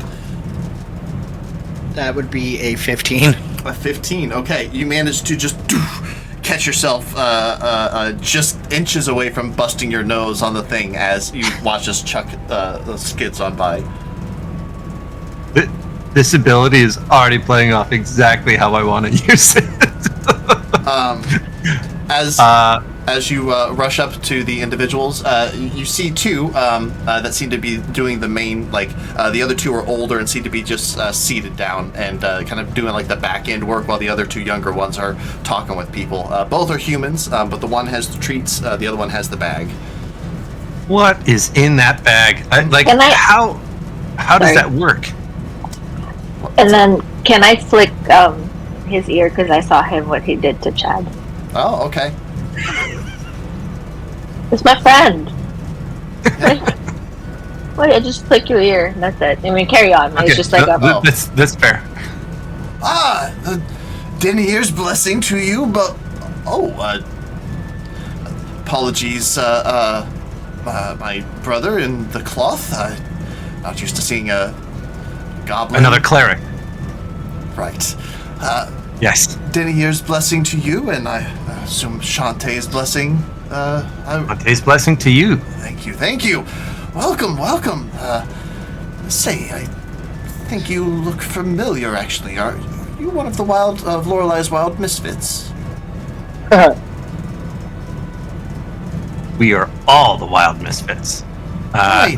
The one eating dirt back there, that's Chuck. I don't know. He just can't seem to find his feet today. As I give him a wink. And then I go, "It's Chad, you idiot." Oh shit. Which one am I? Well, I am quite aware of you, though I did not get a chance to meet any of you the last time that you were here. I heard that you all brought in that brigand, Warvel the Weevil. Oh yeah, that was us. That was a lot of fun. Well, I will be sure to spread the word that the friends of Mirabar are here, and you shall be treated warmly, I can assure you. Would you like to test your luck, see if Denier or perhaps Ogma has the fate for you? Absolutely. It is the day of knowledge, after all. Day of Knowledge, I could use a few book smarts. And I cast guidance on myself, and I dive in as far as I can with my feet hanging out. It is very strange experience because you've never dove into a bag of holding before, Chuck. Feet hanging out, by the way. Yeah, feet hanging out. Yeah, okay. You've been in situations where you've had to hold your breath. But you've never been in a situation where you couldn't. Where the air is literally being pulled out of your lungs as you are in this vacuum of nothingness in the astral space. But all of a sudden you feel a chunk hit your hand. Can you roll a d12 for me? D12. Mm-hmm.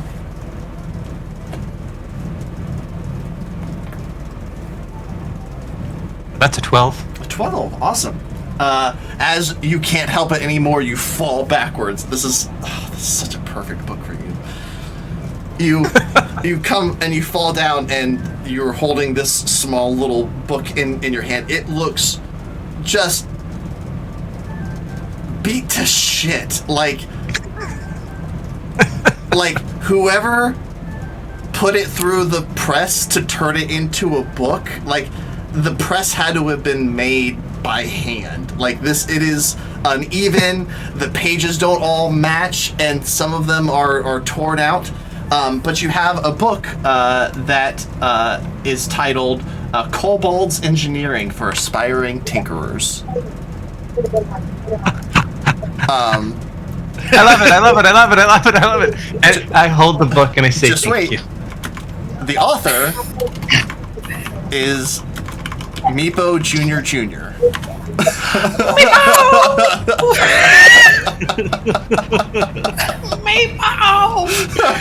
What an Easter egg! Brilliant. As you open this up, Chuck, it's an absurd but surprisingly practical manual on how to build traps, pitfalls, and other kinds of snares. However, all of the examples show like humans getting trapped in the snares and the pitfalls and stuff. The individual who is holding the bag, he introduces himself. His name is Tanner Bonaduce. As I'm quickly flipping through the pages, I can see like as he's written this book, I'm seeing like more and more blood on the pages as as I flip to the back. Absolutely. He explains that he is the descendant of a long line of Denier priests. Lorelei, give me a history check. You are the only one that would have love to. any information. Give me that with advantage, because this is a big deal. Fabulous. Ooh, fuck yeah! History is a 22. 22. Oh, shit. Very nice. Okay. Bonaduce. There's a tale, probably about 150 years ago, during the spell plague, when magic stopped working the right way before it kind of righted itself. There was a great library at one point called Spirit Soaring, far to the south. It's not even on the map that I could ping to show you. But there was a priest there known as with the last name Bonaduce. He was... Your parents would speak of him with quite some reverence, with the contributions that he made to like science and the gathering and keeping of knowledge. Like, this guy is a fucking librarian legend.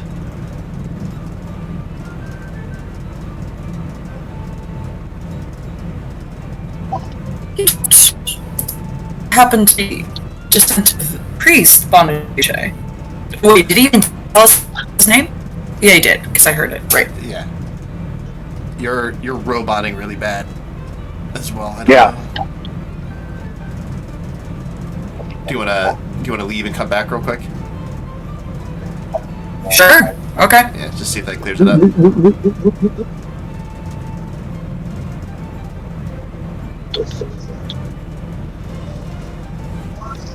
Okay, guys, stop talking. Stop talking about her. She's back. All right. I think Is that any better? a little bit better. I think. Yeah, but Mitch is now Lorelai. Oh, now he's Evan. No, it should be good now. Okay. But he will say. No, I'm definitely Devin. You are. Yeah. Oh, my bad. Okay, I'll fix that. He will say. Sorry. Oh yes. Catterley was my great grandfather.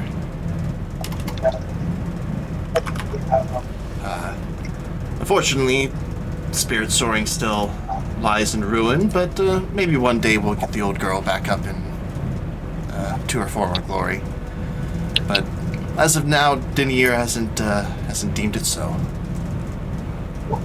Would you like a test? See if Denier has or maybe Agam has a fate for you, or Agama has a fate for you. Sure. Especially hearing the name Agama, I'm going to my mind. Oh, she's breaking up. I'm gonna turn my Oh, video we got off. that good. We got that good. Yeah. Turn your video off, and the cameras will just be a little wonky for the time being. But we'd rather. Sorry. Yeah. Yeah, I'm hearing Agma. I'm going to release my mind a little bit and allow the powers that I believe to have been from the book to just kind of fill me. And unlike Chuck, I'm not going to dive in. I'm just going to have my hand just hovering inside and hope that whatever's meant to find me will find me. Okay. Lorelai, as you place your hands in this, you feel that slight cold sensation similar to reaching into the haversack and kind of willing something. And you feel something kind of slide very gently into your hands. Feels like a book, but as it makes contact, there's a brief whiteout where you see nothing all around you. There's no one around you, Lorelai. But off in the distance, leaning up against a tree, just kind of plucking on a lute, long flowing hair, very rugged and handsome features, a little halfling man just kind of plucking on a lute, just kind of looks up, gives you a wink, and then you're kind of taken back a little bit as you were brought back to reality. For everyone else, there was no difference. You just saw Lorelai walk up and pull the book out. Lorelai, you had that brief moment, and now you're back. Everybody, the festival and everything, everybody is around you. But you hold in your hand a fashion book. Has different styles, and it's slightly outdated, but looks like different hairstyles for men and women throughout that are popular in Faerun. Huh. Well, knowledge is knowledge, I suppose. Thank you. That's don't remember putting that one in there. Maybe it was a holdout from the year before. Who knows? We don't use this bag all that often. Anyone else like to take a test? One per. Oh, my good friend Cleric and Miss Winters, if you wouldn't mind moving over and getting yourself a sweet treat as well. Oh no, I just want to make sure everybody gets their treats as well. Oh, absolutely. I dive in, grab a treat. You have to pull him out of the pastries. I feel like I have to give back at this point because we've received so much. He pulls out of his bag just like a handful of sunflower seeds. It's just like they're either a really good treat or really nice flowers. Okay. You see as the two older gentlemen that haven't said anything yet, just kind of been running the back end, just like sneer at you a little bit. But this individual, Tanner, oh, thank you so much. I know just where to put these in my house. Thank you so much. I'll be sure to grow plenty of them. Oh yeah, they're delicious to eat if you ever get kind of peckish. Oh, I'm gonna grow me some first, and then we'll. Oh, there you see go. what kind of harvest. Grow some more. Yeah. Well, anyone else? Sure, I'll give it a try. Okay. Go ahead and roll a d12 for me, 7. D12.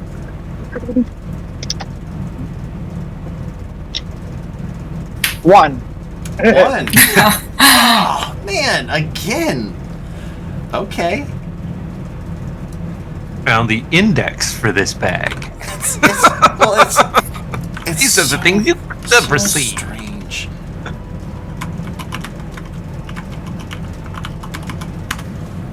Zevin, you find a book as you pull it out. It is a leather-bound book that the leather is pressed to look like dragon scale. And it is the Annals of the Dragonfell Wars. It is a meticulously detailed historical text about the different battles between various dragons and Faerun. The individual Tanner. Ah, yes, I love this piece. A tremendous blending of historical fact of troop movements, as well as gripping eyewitness accounts. I think you might like that one. It looks like an exciting read. I will definitely appreciate this. Give me an investigation check. Me? Yeah. Just like, this is just like you doing like a brief skim through of it. Okay.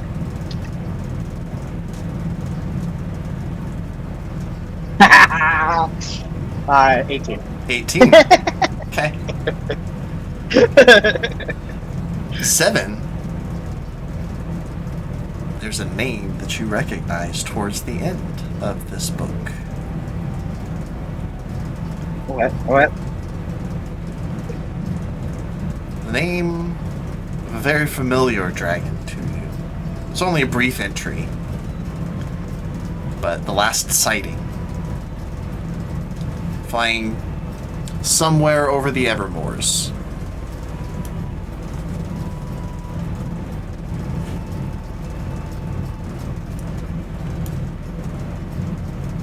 The dragon is your mother.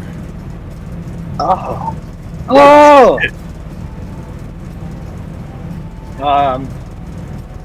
Though Oh my goodness.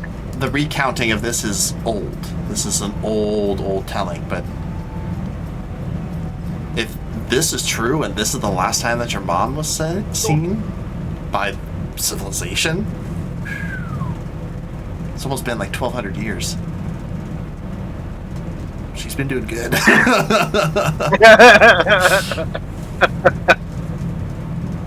Holy man. Can you imagine living this long? That's insanity.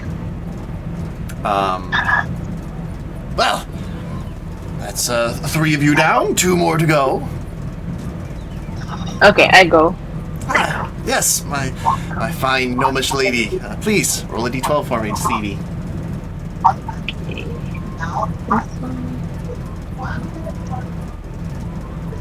Hold on. Nope, that's the wrong dice.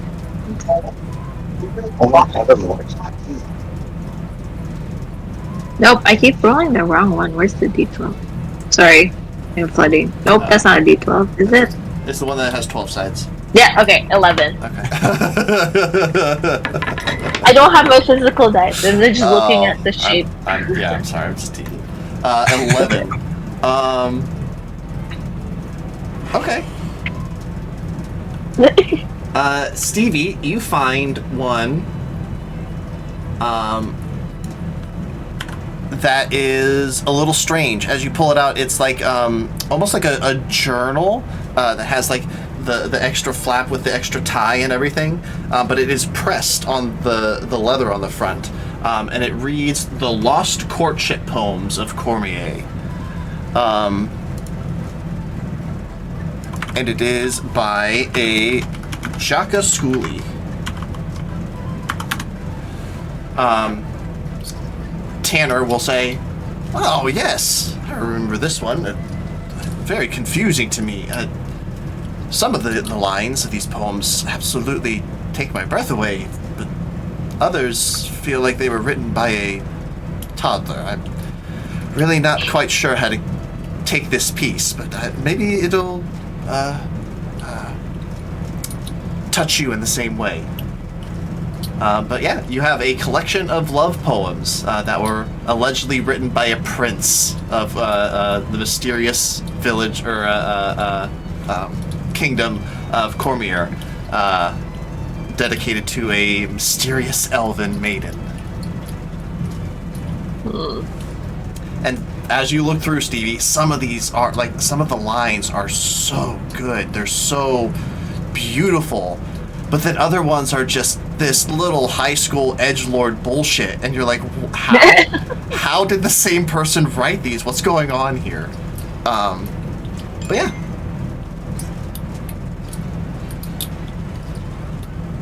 And then do I get a treat? Oh yeah. You get a nice little. It's like a little puff pastry with a little bit of like chocolate pudding injected into it. Okay. Okay, then I'll come up. Oh! I like things. Oh, Please absolutely. be a picture book.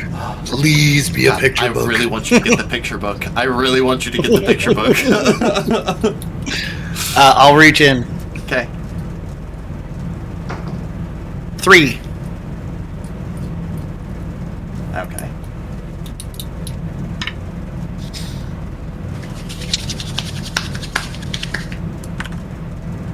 You get one that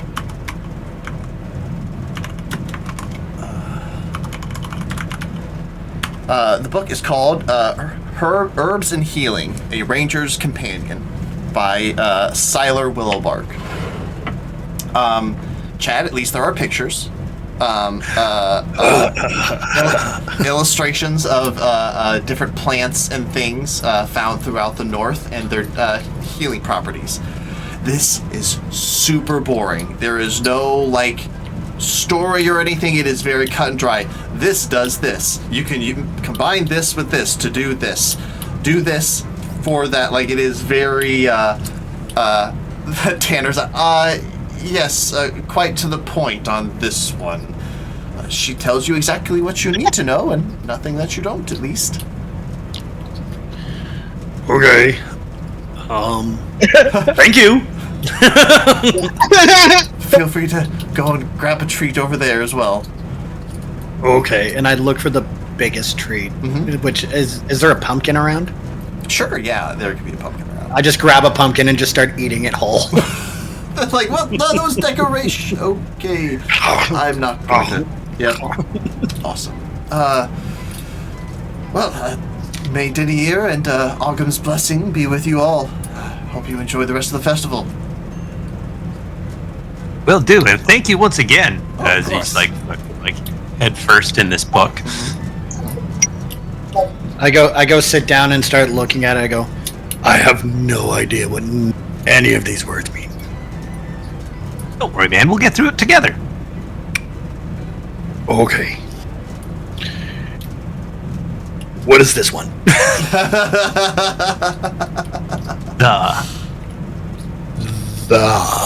Yes.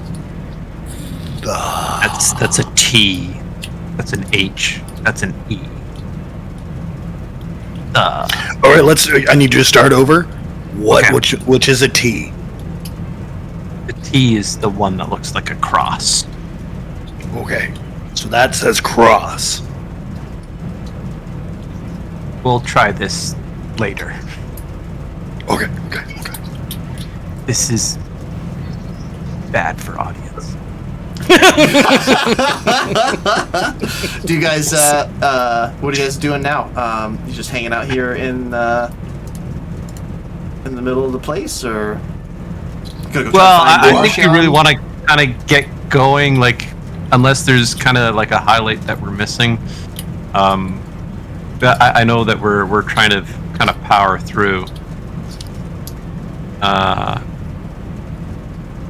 Did you want to do any shopping? Lorelai? On the list, we don't have anywhere near enough money for anything. So. I'm trying to think of anything I could sell. I'm also trying to figure out what possibly is there a way I can check and see if we made any money from our merch. We have to be at those places to collect. Yeah. There's no like, Yeah, We should have hired a put all this gold in an extra dimensional space that you can access whenever. We should have That'd be brilliant. Yeah. A debit card, a fantasy debit card. I mean, we have what's her face, but I doubt it.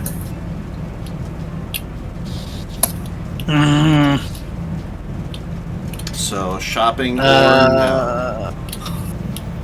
Unfortunately, I think we're gonna have to just kind of stockpile our gold for now. Unless we do a quick show. Well, yeah, I'm down to do a show. Again. But I mean, we could do shopping over at Waterdeep, so we could do a show there, get I everything feel like going. Waterdeep's gonna be more expensive. Probably. So in the list I sent you guys, are you guys okay selling any or all of those things? None of it's mine. I'm absolutely okay with it. He saw nothing of mine that needs to be. Nothing of yours that needs to what? What did you put in my list of things that I have can be sold? You have two things. Mm-hmm. Ion Stone of Protection or Hand Axe of Returning. So I figured you'd want to use your Giant Slayer more. I see. You can also say no. I'd be like... I mean, the hand axe doesn't really do anything for me. Even though it does make me look like fucking Batman.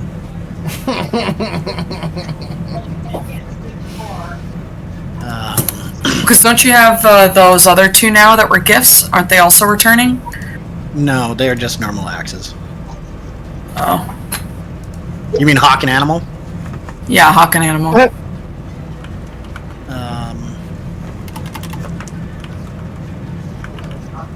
I have so many weapons. I know, that's why I thought to list at least like one of them. Yeah.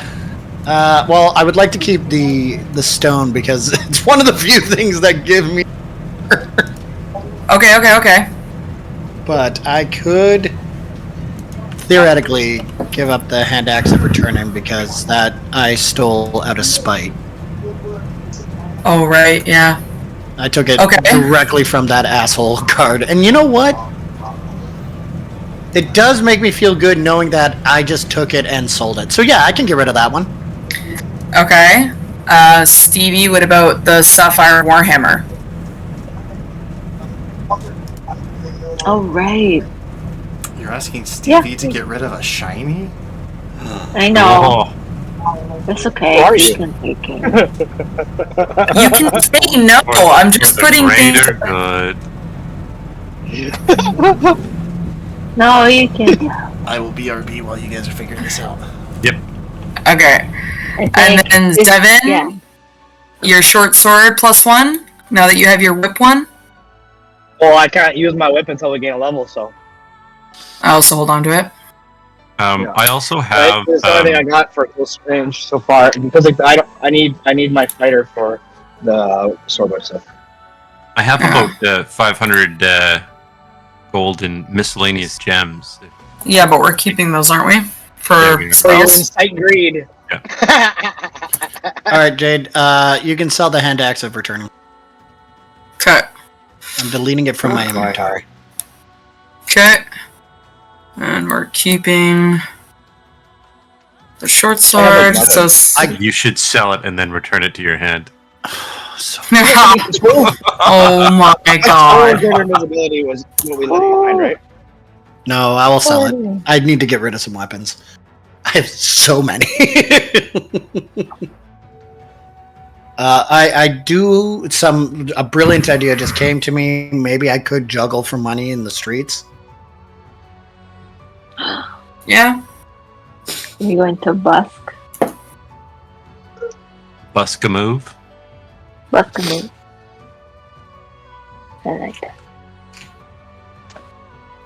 Well, then I'm just that letting would you know put that Chad us- is still sad that he's given up a weapon. But he does also understand the importance of giving up the weapon. Is there? I wonder if there's a small shiny that you could be like here instead of the Warhammer. Be like this one. Well, I mean, we can also give you one like a sapphire from the 500 gold pieces of assorted gems. Sure, just for like, ooh, okay. There you go. You also just got the ice rune too. Don't forget. I have the ice rune. Yeah, you have the ice rune. It's in your inventory. Oh yeah, sharded ice. Oh okay. Oh true. Oh, Okay, great. yes. I'll just I will give up the. Just came to me to juggle. It just came Yeah. to me to juggle. Oh God. Can you jiggle the Is cat? Evan, while we're debating on money, is Evan gonna be like, on our adventures, if we, maybe we can look around for any sightings of like hordes or monster, encampments, stuff like that. If we need more money, we can go out of our way to find it. Yeah, true. Pick up a couple like mercenary missions. Yeah, it gives us gives us more battle experience, stuff like that, more loot, more, and sometimes you find like cool monsters that like to collect shit. True. Okay. Well, even still, like, even selling all these things, it doesn't actually give us enough for any of the things that we want in that list, but it's good to still have extra income. How are we for potions? Do you guys still have enough potions? I have one potion. Apparently I have two. I have one potion of greater healing and one potion of superior. I have none. Okay. You have none? I have one greater. Okay. Chuck, what do you Yeah. have? You gave potions to the one that doesn't die. Well, didn't you give Well, me one of them? You gave me some. I think, yeah, but you used them in when you almost died. So, Yeah. Chuck, do you have any potions of healing? What was that? Give me a sec. Okay, so I'm gonna delete I, the Warhammer. I have one potion, but I wouldn't mind. I think I used a greater healing potion. Okay, so we want to pick up a couple more potions then. Either that, or like, I wouldn't mind having a couple of healing spells charged into a weapon. That would be fucking ideal, rather than Charged having into a all these weapon? healing potions. There's Can't you make no it way into that's a going to be book? cheap. You would need some sort of item of holding. You know what I mean? Like a spell slot. Yeah. Ring of spell storing or something like that. Yeah, something like that. Yeah, it'd be really helpful. So Chad now, needs to put a muscle shirt on because it's 7,000 degrees in his house. Huh? Okay.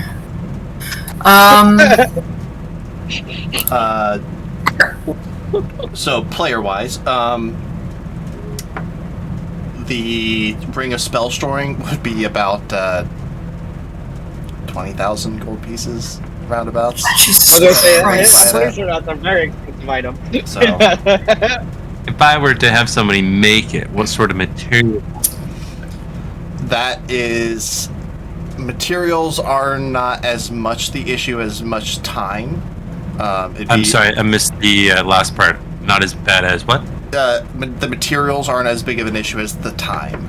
It would take like several months before it would be ready, and then it would still be like, I don't know, probably like 15,000 gold pieces with materials and labor, because like basically somebody's working on it every single day, enchanting it to be able to hold magic, because I think it's up to a 5th level spell that it can store, which like that's Sounds about right. that's not that's not Yeah. something to sneeze at. But yeah, totally. So, All right. but I will keep it in mind for loot, as you guys progress and are fighting and stuff. So, Fair enough. Okay. Um, Then yeah, just like I wouldn't mind a greater healing potion or something. Kind of as a backup if I run out of spell slots or something.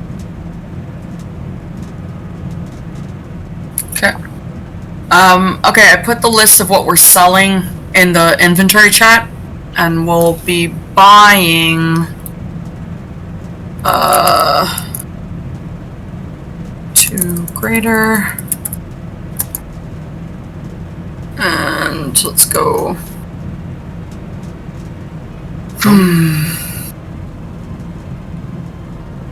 Oh, way better.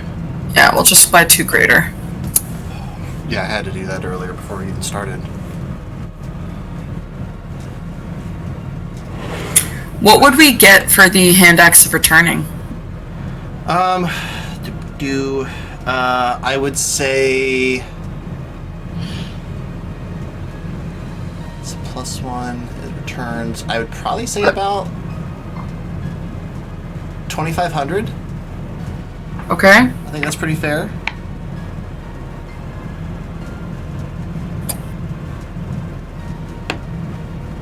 Let me see the list.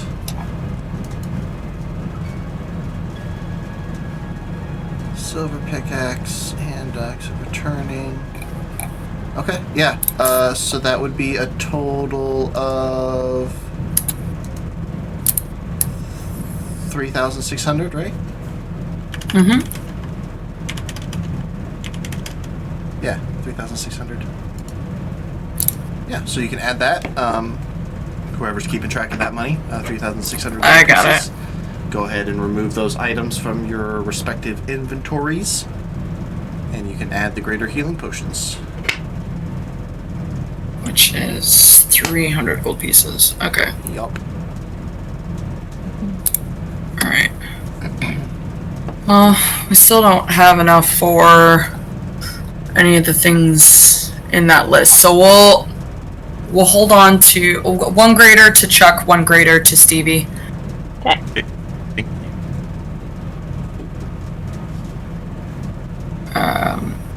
And then that's all that we'll do here, and hope that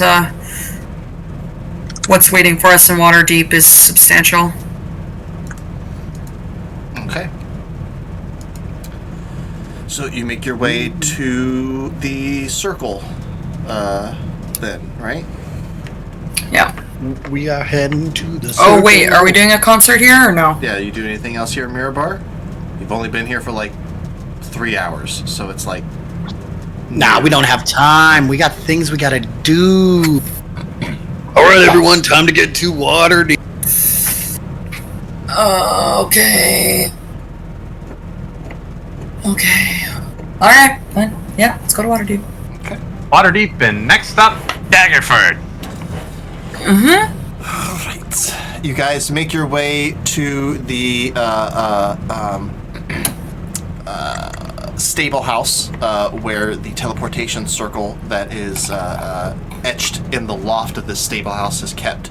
The attendant, Zaspar Bronzefire, a male shield dwarf who is quite grumpy and very not happy to see you, equally unhappy to try to help you lug a horse up to the 2nd floor of the stable to try to get it onto the teleportation circle. As Stevie, you are reunited. You cut out there. Oh, you can't hear me? You just cut out there for some reason. Am I Yeah. back? We heard stable, and then that was it. Oh, you heard... Wow, you missed a lot then. All right, so you make your way to the stable, where you know that the circle is etched into the loft of this stable. It is attended by Zaspar Bronzefire, a male shield dwarf who's very, very grumpy. Even more grumpy because he has to help you guys lug a very large horse to the loft of this stable so that it can be teleported away. As Stevie, you are finally reunited with Sea Monkey as you walk into the stable and you see Sea Monkey there prancing on all, like, doing a little dance with all, like, just itching to get out of the stable and come see you, Stevie. Aw, Sea Monkey. Oh, Sea Monkey. Yeah.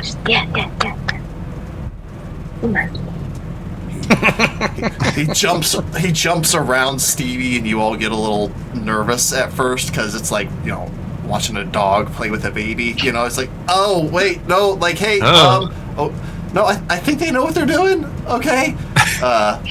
And yeah, he's just nuzzling into you. Very happy to see you, Stevie. It's been like 2 weeks. Oh, buddy. Just happy. I will point out though, Stevie, he looks a little tubby. He hasn't been getting out and doing stuff. They've just been keeping him happy and fed. They haven't been taking him out for walks or anything. So he's put on a few pounds. But I guess that's okay because he's not even gonna be able to come with us, right? With the portals. You can come through the portals. You can come through the portals. You can't come on the airship. Yeah. Unless you guys figure out something to do, but then you're just like dangling a horse. That feels very Jurassic Park to me. Yeah.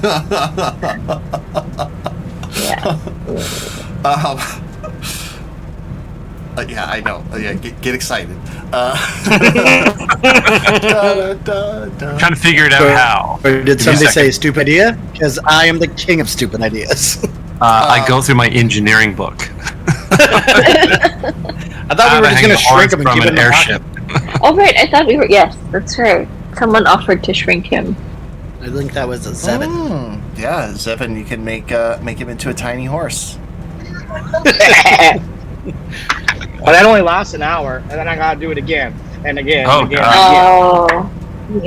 We should Pirates of the Caribbean put him in a tiny bottle. Anyone's got Liam in Tiny Hut? Do we can like shrink him, put him in there, and then let him unshrink inside because it's bigger inside the space?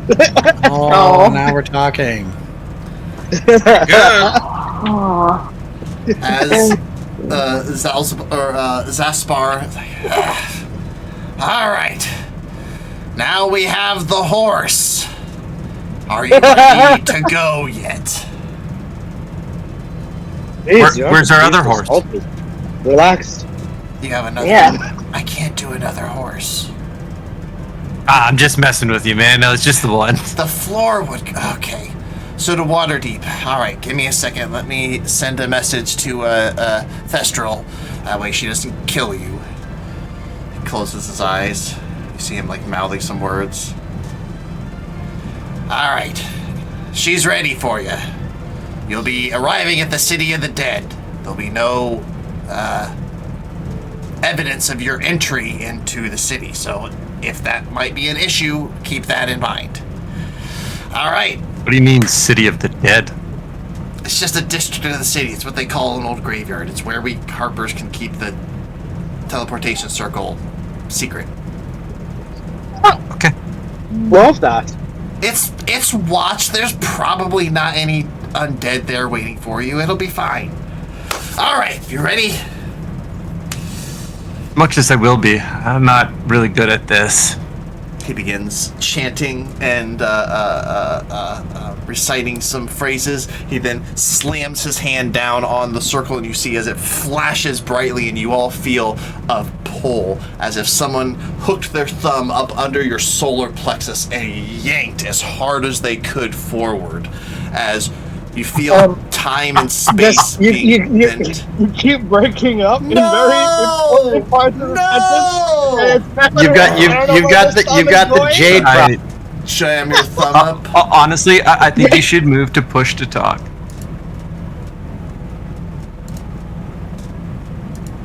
By the way, while he's doing this, I rolled a natural 1 for Constitution on this. Oh, wonderful.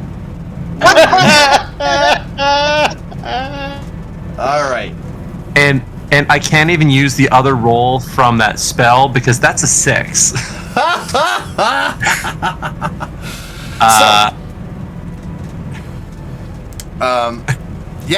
You feel him begin casting the spell. You feel yourselves being pulled through time and space as if someone took their thumb and jammed it up under your solar plexus and yanked as hard as they could. Woo! Did that come through Way that more time? sense. Okay. Yeah, you got it. Thumb jam. We're just gonna be acting now. Just took their thumb and just... I thought This we were guy has gonna no bedside attack manner. mid-portal or something. As you all, everything kind of folds in around you, and then as it unfolds, you find yourselves in a different space. You see crumbling walls and ivy-grown ceilings. You see the floor looking decrepit, but a deactivating teleportation circle at your feet going down, and a human woman. Oh, and a horse. Well, welcome to Waterdeep. It's really nice to. Oh my gosh! Again. Not again. Don't do it again. Not an issue, my little friend. And she. I'm so sorry. It's just mostly ground. Most of the place was a ruin anyway. You did it far enough away from my bed. No, don't worry. I kind of kicked dirt over top of it. I am Thestral. It is good to meet you all. Always good to meet friends of the harbors. It's a pleasure to meet you as I'm casting Lesser Restoration on my own self. Nice. Kind of like, yeah. You see standing before you with relatively short, like black hair, looks kind of unkempt.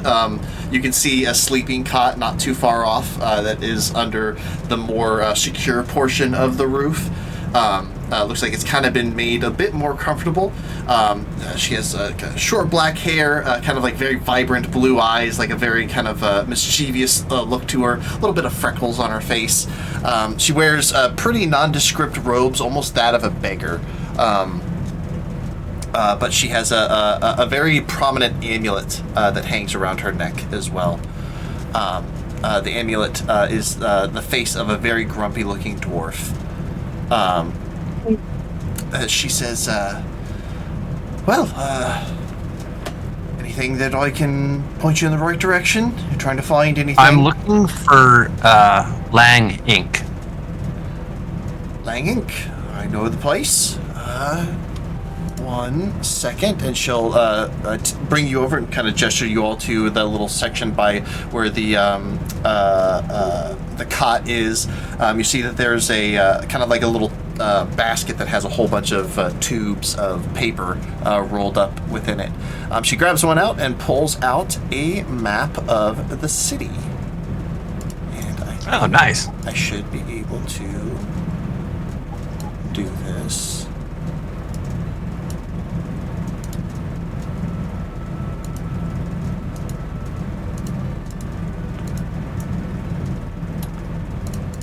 Give me 1 second, just getting shit done for the stream. Yeah, I should be able to do that. Hey, it worked. Love it. So, you should see the city of Waterdeep. You guys have arrived right here in the middle of the City of the Dead. She lets you know that the Bling Enterprises is going to be located in the trade wards, specifically at this intersection. Okay, not too far. That is also where their estate is located. The business is in the front, and then the estate is located in the back. They kind of have like one of those courtyard situations, where the back of the house is kind of where they do most of the living, right? And then the public-facing side is the business. Yeah.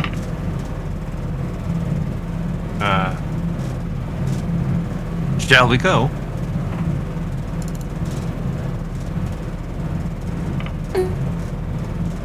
All right. Well. Oh, I've already started walking. Excellent. Okay.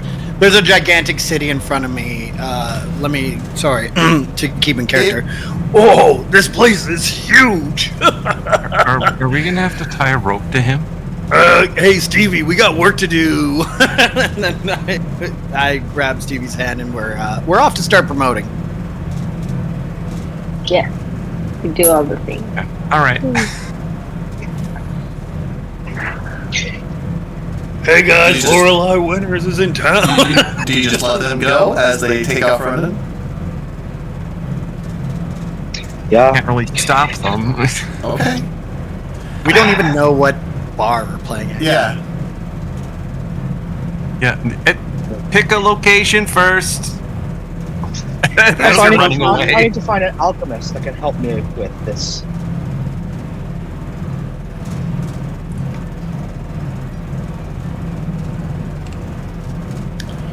Okay, yes, Stevie and I are gone to start promoting. Yeah, All the right. sea monkey and So all then, that. Like, then Chuck, Zevin, and Lorelei are heading to Ling Industries or Enterprises. Yeah, and On our walks. and after I wouldn't mind seeing what's going on. I'm curious about the alchemy stuff, so I kind of want to watch. So I'll probably hang around for that after. Solid. Okay.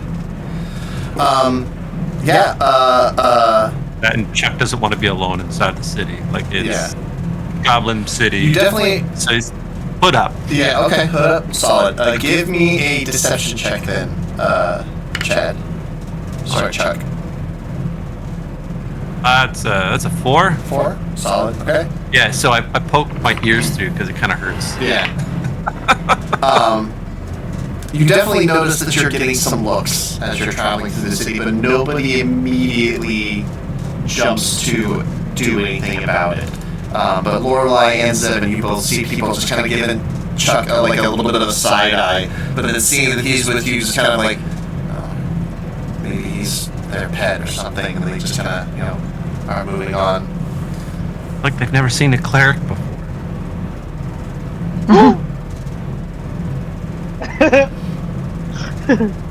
Did you hear that, Lorelei? We have a pet goblin.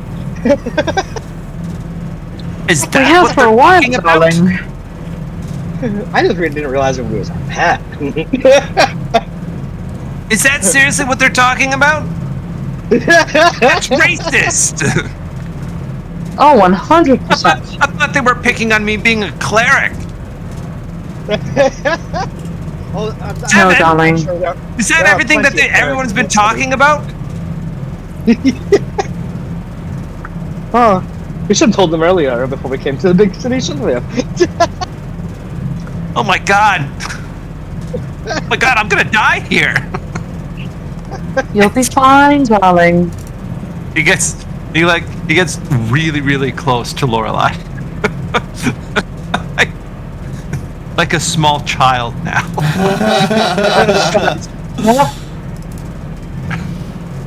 You guys make your way through the city, and it is a bustling city. You thought that Mirror Bar was busy during the festival. This place is packed. And a mercantile city. This is a city built for merchants. You see carts of all manner moving about. You see things and foods from all over the place. Lorelei, Zevin, you both know that Waterdeep is kind of known as like the supply center of the world. Most places consider it the best location to get anything. It's just one of the biggest places in the world. It is incredible to look at. Architectures of all different makes. You see something that looks like it should have been came right out of the Dwarven fortress. You see another spire that looks like it was crafted by the elves themselves. It is magnificent to look at, and when you get to Ling Enterprises, you are equally impressed as very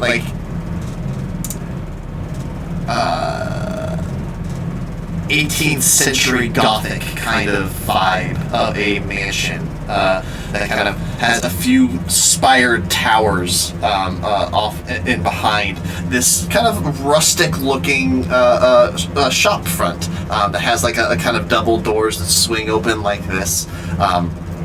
Even standing outside, I have an audio echo, it says, man, what is going on with this?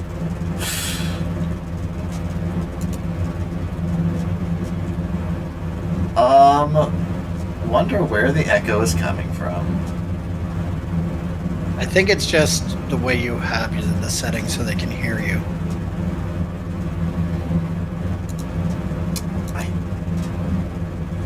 I don't... That doesn't make sense to me. Okay, hold on. I only have one. Okay, guys, vamp.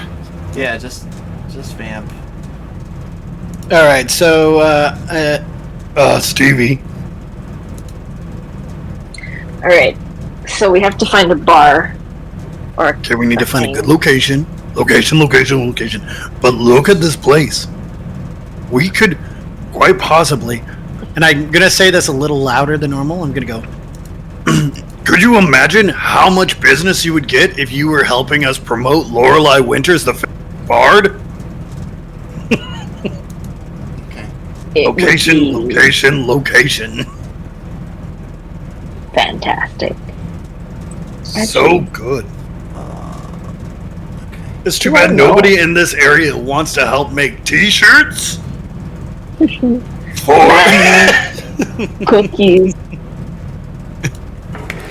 And it would be super cool if somebody wanted to maybe had a print shop to help us print Lorelei gear.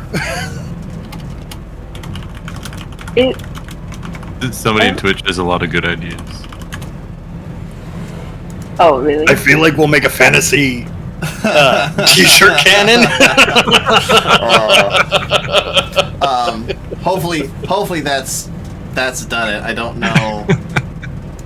know what else is causing it, so hopefully it's not too bad. I'm gonna keep on this. I kind of think it might be a scene issue. I think they might be like hearing multiple scenes as okay, the audio is better now. Okay, so what I think is the problem is you're hearing two scenes at the same time. So unfortunately Twitch, you're not gonna get the map at the moment, but luckily we're not fighting, so I'm gonna we're gonna figure this out eventually. However, eventually you do get into the Ling Industries. Yeah, that's what it is. Okay. As you walk in, you guys will see a elderly gentleman, kind of like balding pattern in the middle. Kind of has a very nice vest with a little bow tie. You see he has very fine gloves on as well, and he's just like very properly standing at the desk there, waiting for anyone to walk in. As you step in, you see that there are all kinds of things that are meant for supplies. You see feed bags, you see travel supplies, you see miscellaneous, like mundane adventuring equipment. You see very basic weaponry, arrows and daggers and things like that. Nothing like, not great swords or anything like that, but pickaxes and the like. You also see some pamphlets and like flyers and posters and things that indicate access to other resources across the world, spices and oils and all kinds of things. And as you all walk in, the individual, welcome to Ling Enterprises. Pleasure to make your acquaintance. I am Kaldir Maskire. I am the attendant for the Ling family at this time. I'm actually looking for a member of the Ling family. I have a pendant of theirs. Z gave it to me. You see his face brighten, like you definitely said a name that sparked a happy memory to this individual. Z! Oh, I have not heard from her in a time. Is she doing well? Well, funny story. We belong to the same church. He taught me a lot. Oh, and please. We got attacked in Golden Field. Oh, one moment. And we ended up. You see it. We ended up in battle together. He just kind of like waves you away for a second and shuffles around. And he just kind of pats you on the shoulder and kind of like just very like old. He pulls vibes. down his hood so he can like not kind of. You see, he kind of stops for a second, and then you see another flash of recollection, and he kind of nods, and then moves, kind of shuffles a little bit. Shuffle is the right word for how this old guy moves. And you see as he pulls down the curtain on the front door, and actually locks it, and turns the sign to closed. And he's like, If you know my dear Z, then I must hear all the stories. Please, I hope you have time for a spot of tea.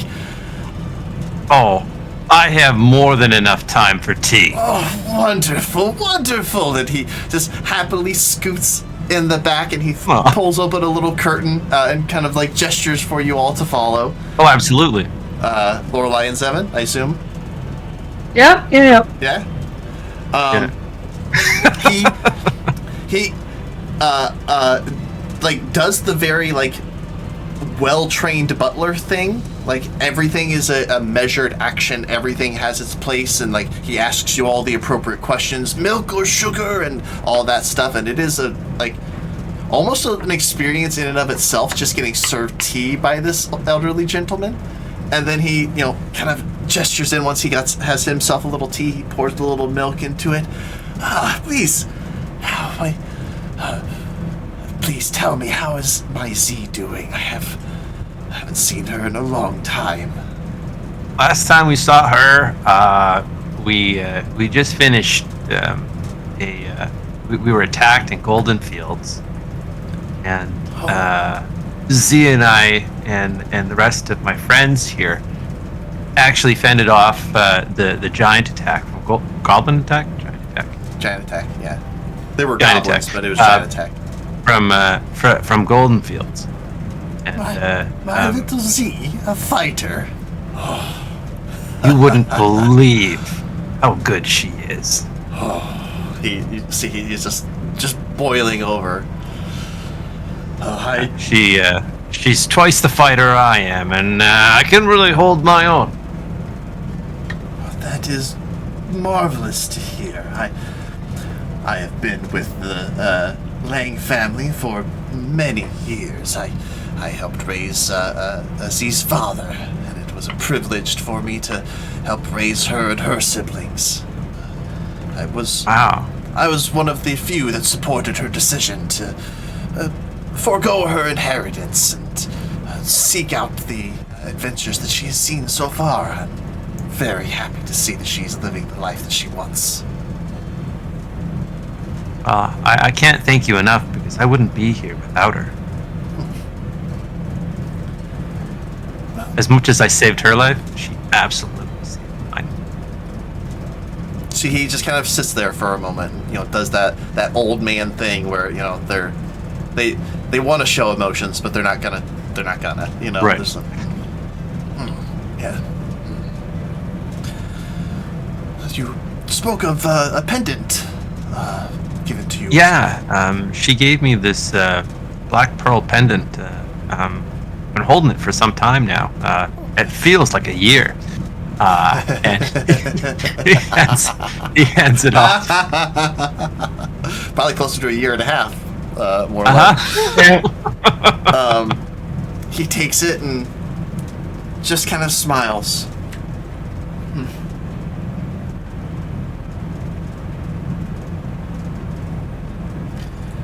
The final decision has been made then. He sets it back down in the middle of the table, and he calls out, Jean-Luc! And another server, or servant rather, will step in. Master of the house. In the attic, there is a chest. About 2 feet long by a foot wide, foot tall. It's a very specific key. He reaches into his breast pocket and he pulls out a key. To verify. Bring me the chest and its contents, please. As you wish, housemaster. And the very, like, this, you know, very burly, like, house servant, you know, but, like, just showing the utmost reverence towards this scrawny little old man. And he... Run a tight ship there, sir. That's fantastic. Years of experience, my boy. Years of experience. I have a lot to learn. You have to balance the punishment with the joy. Know when it's time to forego the little things. Something I'll keep in mind next time. You guys spend some time, a lovely time with this elderly man. He has so many embarrassing stories about Z. Chuck, you have so much ammunition when you see her again. She's going to be very upset about this. Good. Her first time swimming. We got terrible mess. Yeah, absolute mess. Acted like she was drowning when she could have touched the whole time. Her first encounter with bees, not understanding quite the danger that they posed, and learned very quickly not to stick sticks in random holes in trees. Yeah, that's a spicy fly for you. Yep. But eventually, the burly servant will return, and he will be holding the chest, and it looks like it has a little bit of weight to it. And what's his name? Calder will stand up and begin moving plates and the treats and things that he's put out of the way so it can be set on the table. The servant then presents the key to him. He then takes the key and says, "Thank you very much, Jean-Luc." And he bows and leaves. And Calder then hands the key to you, Chuck. Oh. She has decided that her inheritance is not something that she desires any longer. Her giving you this pendant is proof of that. I would like to take the pendant back, but I understand if it has meaning to you as well. But the contents of this chest, I think that they would be better put to use with you and your friends. It seems like the pendant has a lot of sentimental value to you. I think it's in good hands. He takes it. He holds it close to his heart and just kind of see as he kind of pins it to his lapel. And I open the chest. Open the chest, and you find a belt. It's a strange. It doesn't look like a normal belt that you're used to seeing. Chuck, it. Right. I would say, like, for the player, it kind of looks like a... Seven, I don't think you can get closer to the screen. You're so excited for this. For the player, it almost looks like a title belt, like a WWE title belt. It has a pair of like very large bone clubs that are crossed. In nice. A pendant, like a almost like a baseball diamond kind of shape. Yeah, right. But nothing else. And then like really worn, probably maybe you would know, mammoth leather. Strap. And then beside that, in a little box that is holding two little stones. And both of these little stones have the exact same etching on them, and they both look like a dwarf, like shouting, but facing opposite directions. Calder will say, "From what I know, this is a belt of hill giant strength. And I believe that these are a pair of sending stones." So, belt of hill giant strength.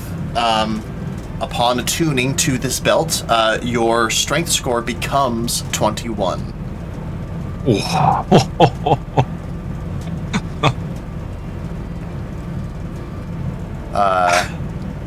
And then sending stones.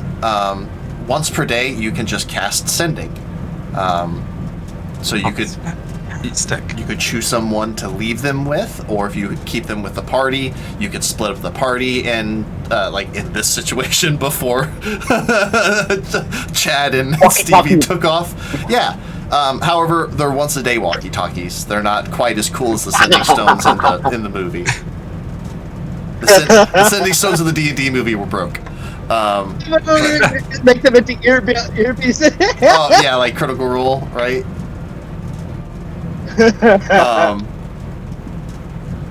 I did that for my home game that started like before I started doing this, and I immediately regretted it because it caught like it's so much better when the party can't talk to each other when they're away from each other.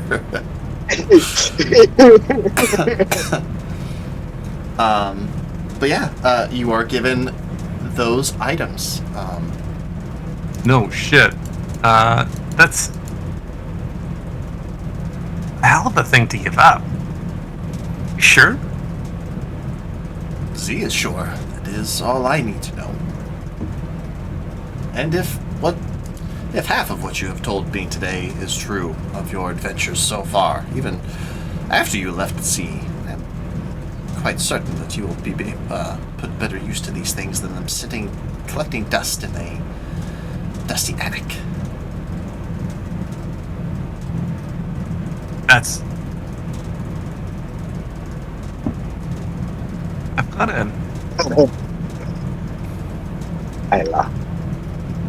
got a favor to ask. Oh. My friend here is a bard. Lorelei Winters. And The Lorelei Winters. Nice roll. oh yeah. And we're not going to be in town for very long. And but we're all itching for her to do a show. I was wondering if we could get some local support, finding us a proper venue. We're currently between cash flows, and it would really go a long way. Somebody could kind of point us. He looks to you, Lorelei, and reaches out to place his hand on yours, but not doing it unless you allow him. Just kind of pats his hand on yours. My dear, you have come to the right place. I know just who to get in contact with. I have several friends who, acquaintances who also work the various businesses. They are friends of the Lang family and thus friends of mine by extension. I'm certain I can get you in at one of the fine establishments here in Waterdeep. Are you planning on playing for just one night, or are you setting something of a 10-year up?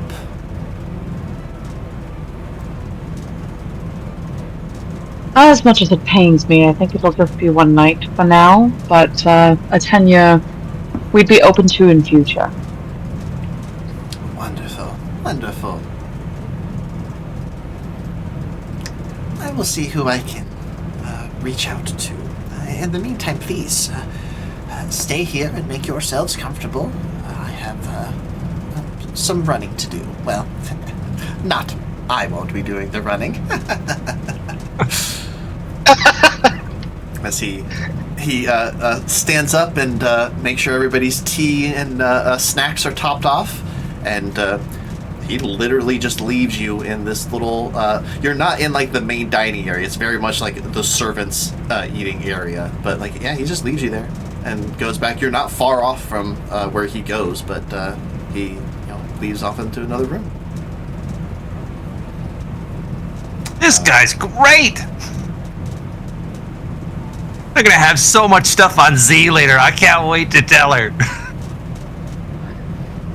I'm sure she can't wait to hear. Are you excited about your show? Oh, you know me, I love to perform. I'm saddened it'll only be one night, but I do understand the expediency. And I'm getting more comfortable with it. I know you've been kind of down, and I feel like really unleash your emotions. Stage. I really highly suggest it. Feels like it could be cathartic. I think you're right. And as interesting and strange as it was, Chad gave me some good advice. And I know, it was a shock to me too. are you sure you didn't confuse Chad with Chuck? It happens from You time to both have helped me in your own ways. It happens, and you both helped me in your own ways, but I think my conversation with Chad really resonated in a way I think I needed. He threatened your life? No. He showed me that we all have our own struggles and our own pain, and we shouldn't let it affect each other, because we are there to help shoulder it together.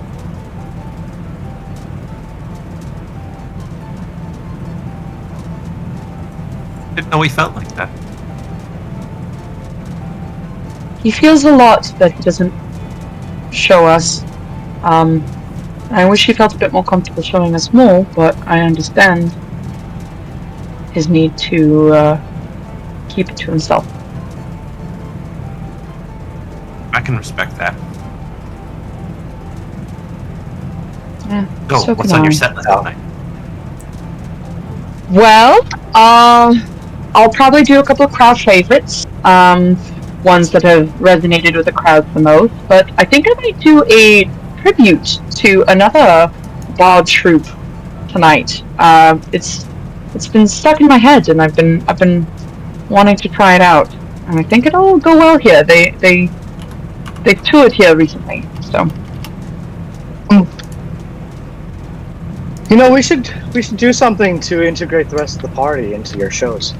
I think it'd be pretty neat to make it bigger, you know? I'm welcome to it. That tribute band, it wasn't the Nomads, was it? No, it was Huntrix. Oh, okay. Nice. Okay.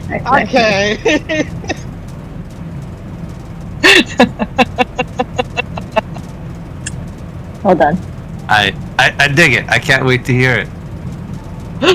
I loved watching everyone's faces twitch. Just be like, oh, I know that. I don't know if that was the reason for the Twitch.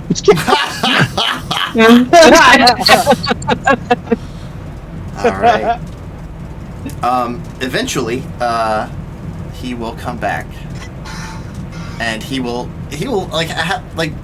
still just have that pep in his step. Like ever since you brought up Z, Chuck, like he just hasn't stopped, like kind of bumping as he's moving, like he's and he comes in.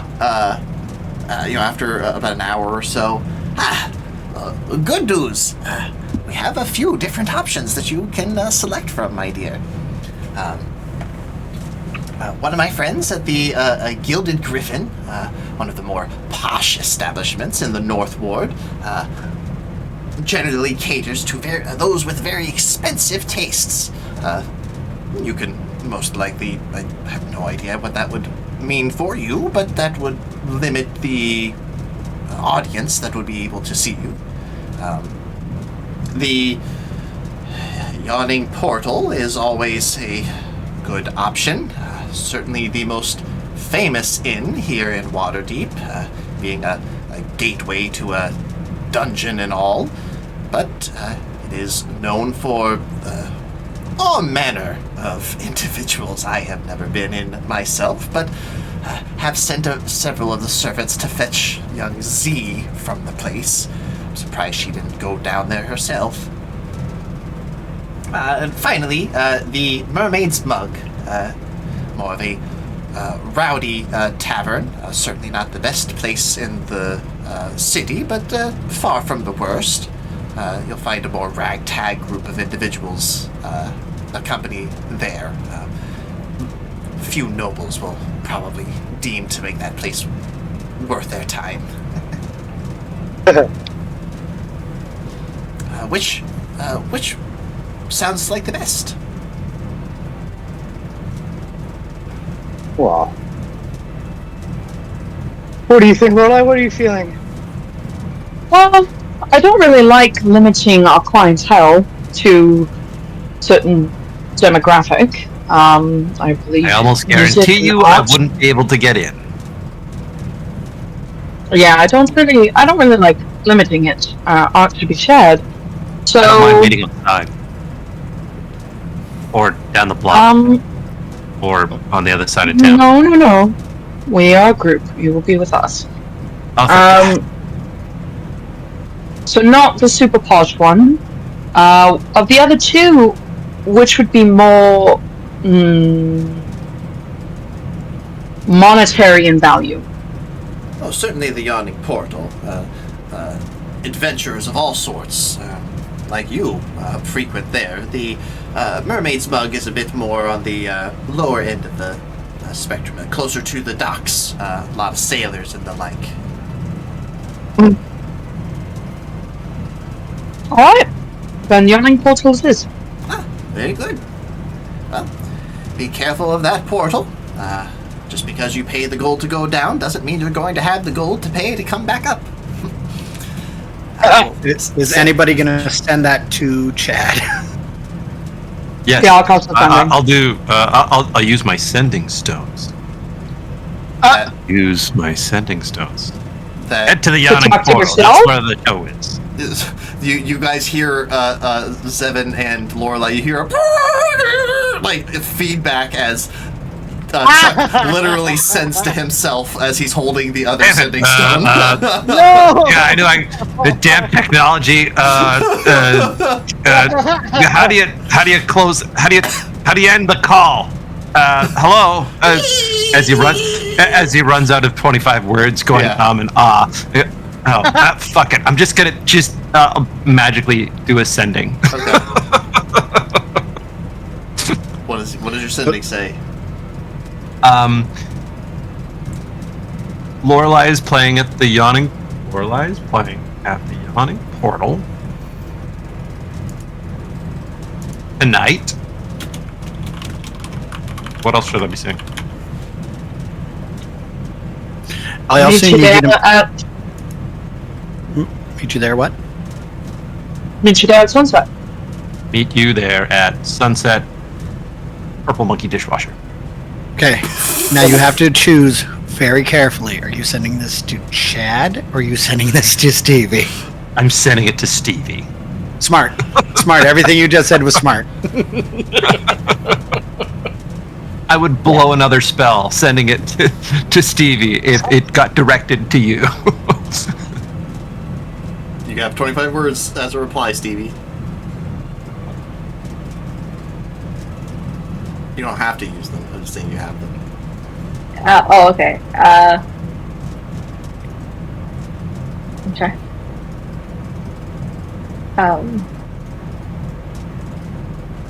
Who is this? Question mark. No. Actually, You do. in the wording of the spell, you can actually tell who it is, Yeah, you know. Oh, okay. and you do understand it. Yeah. No, But if you still ask, it's kind of funny.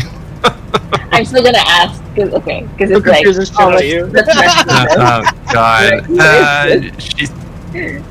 She's asking me who it is. Fuck, I have to blow another spell. It's Chuck. That's It's it. Chuck.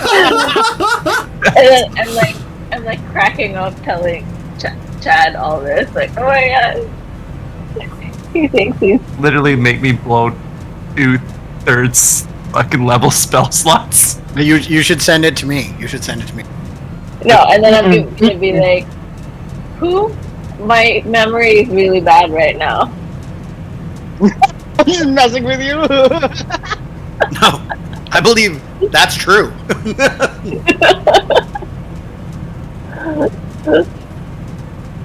Chad, it's your conscience.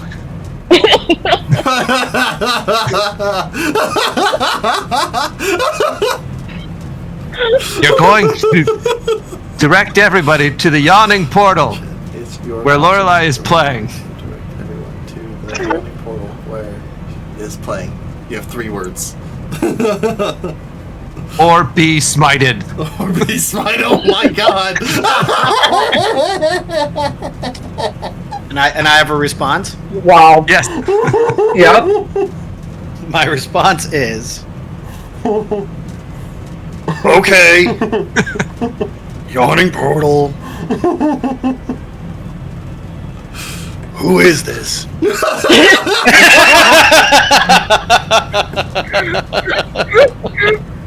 No response. They don't have any fucking spell slots left. and then I'm gonna be like, Stevie, I think a higher being is letting us know that Lorelai is playing Higher being. at the yawning portal. Well, we know what to do. Let's get those illusions going. And we're just gonna start. Everyone, did you hear Lorelai Winters is playing tonight at the yawning portal? All right, go ahead and give me persuasion checks with advantage. Okay. Hell yeah. I hate you too. Oh Oh my god. So- I hated that entire interaction. So great. Yes! Yes! So great. Natural 20! Oh, Oh, hell nice. yes. Oh, yeah. All right. 21. Ah, nice. Oh, nice. Okay, so and then answer this question, Steve Hilarious. and Chad. West or north?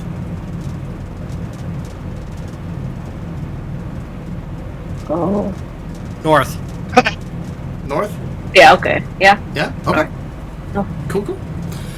You begin going around, Stevie riding on Sea Monkey, who has almost taken up a performance up of his own, like arching his tail, holding his head up very high, and prancing as much as he can while Stevie stands on his back, crying out like the rest, like you do. As Chad, you're kind of going around, barking at the people and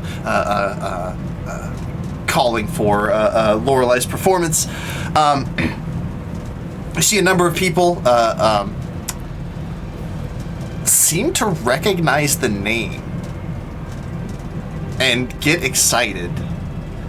And then you mentioned the yawning portal, and a few people kind of blanch at that and kind of like, oh, okay. But most people seem okay with that.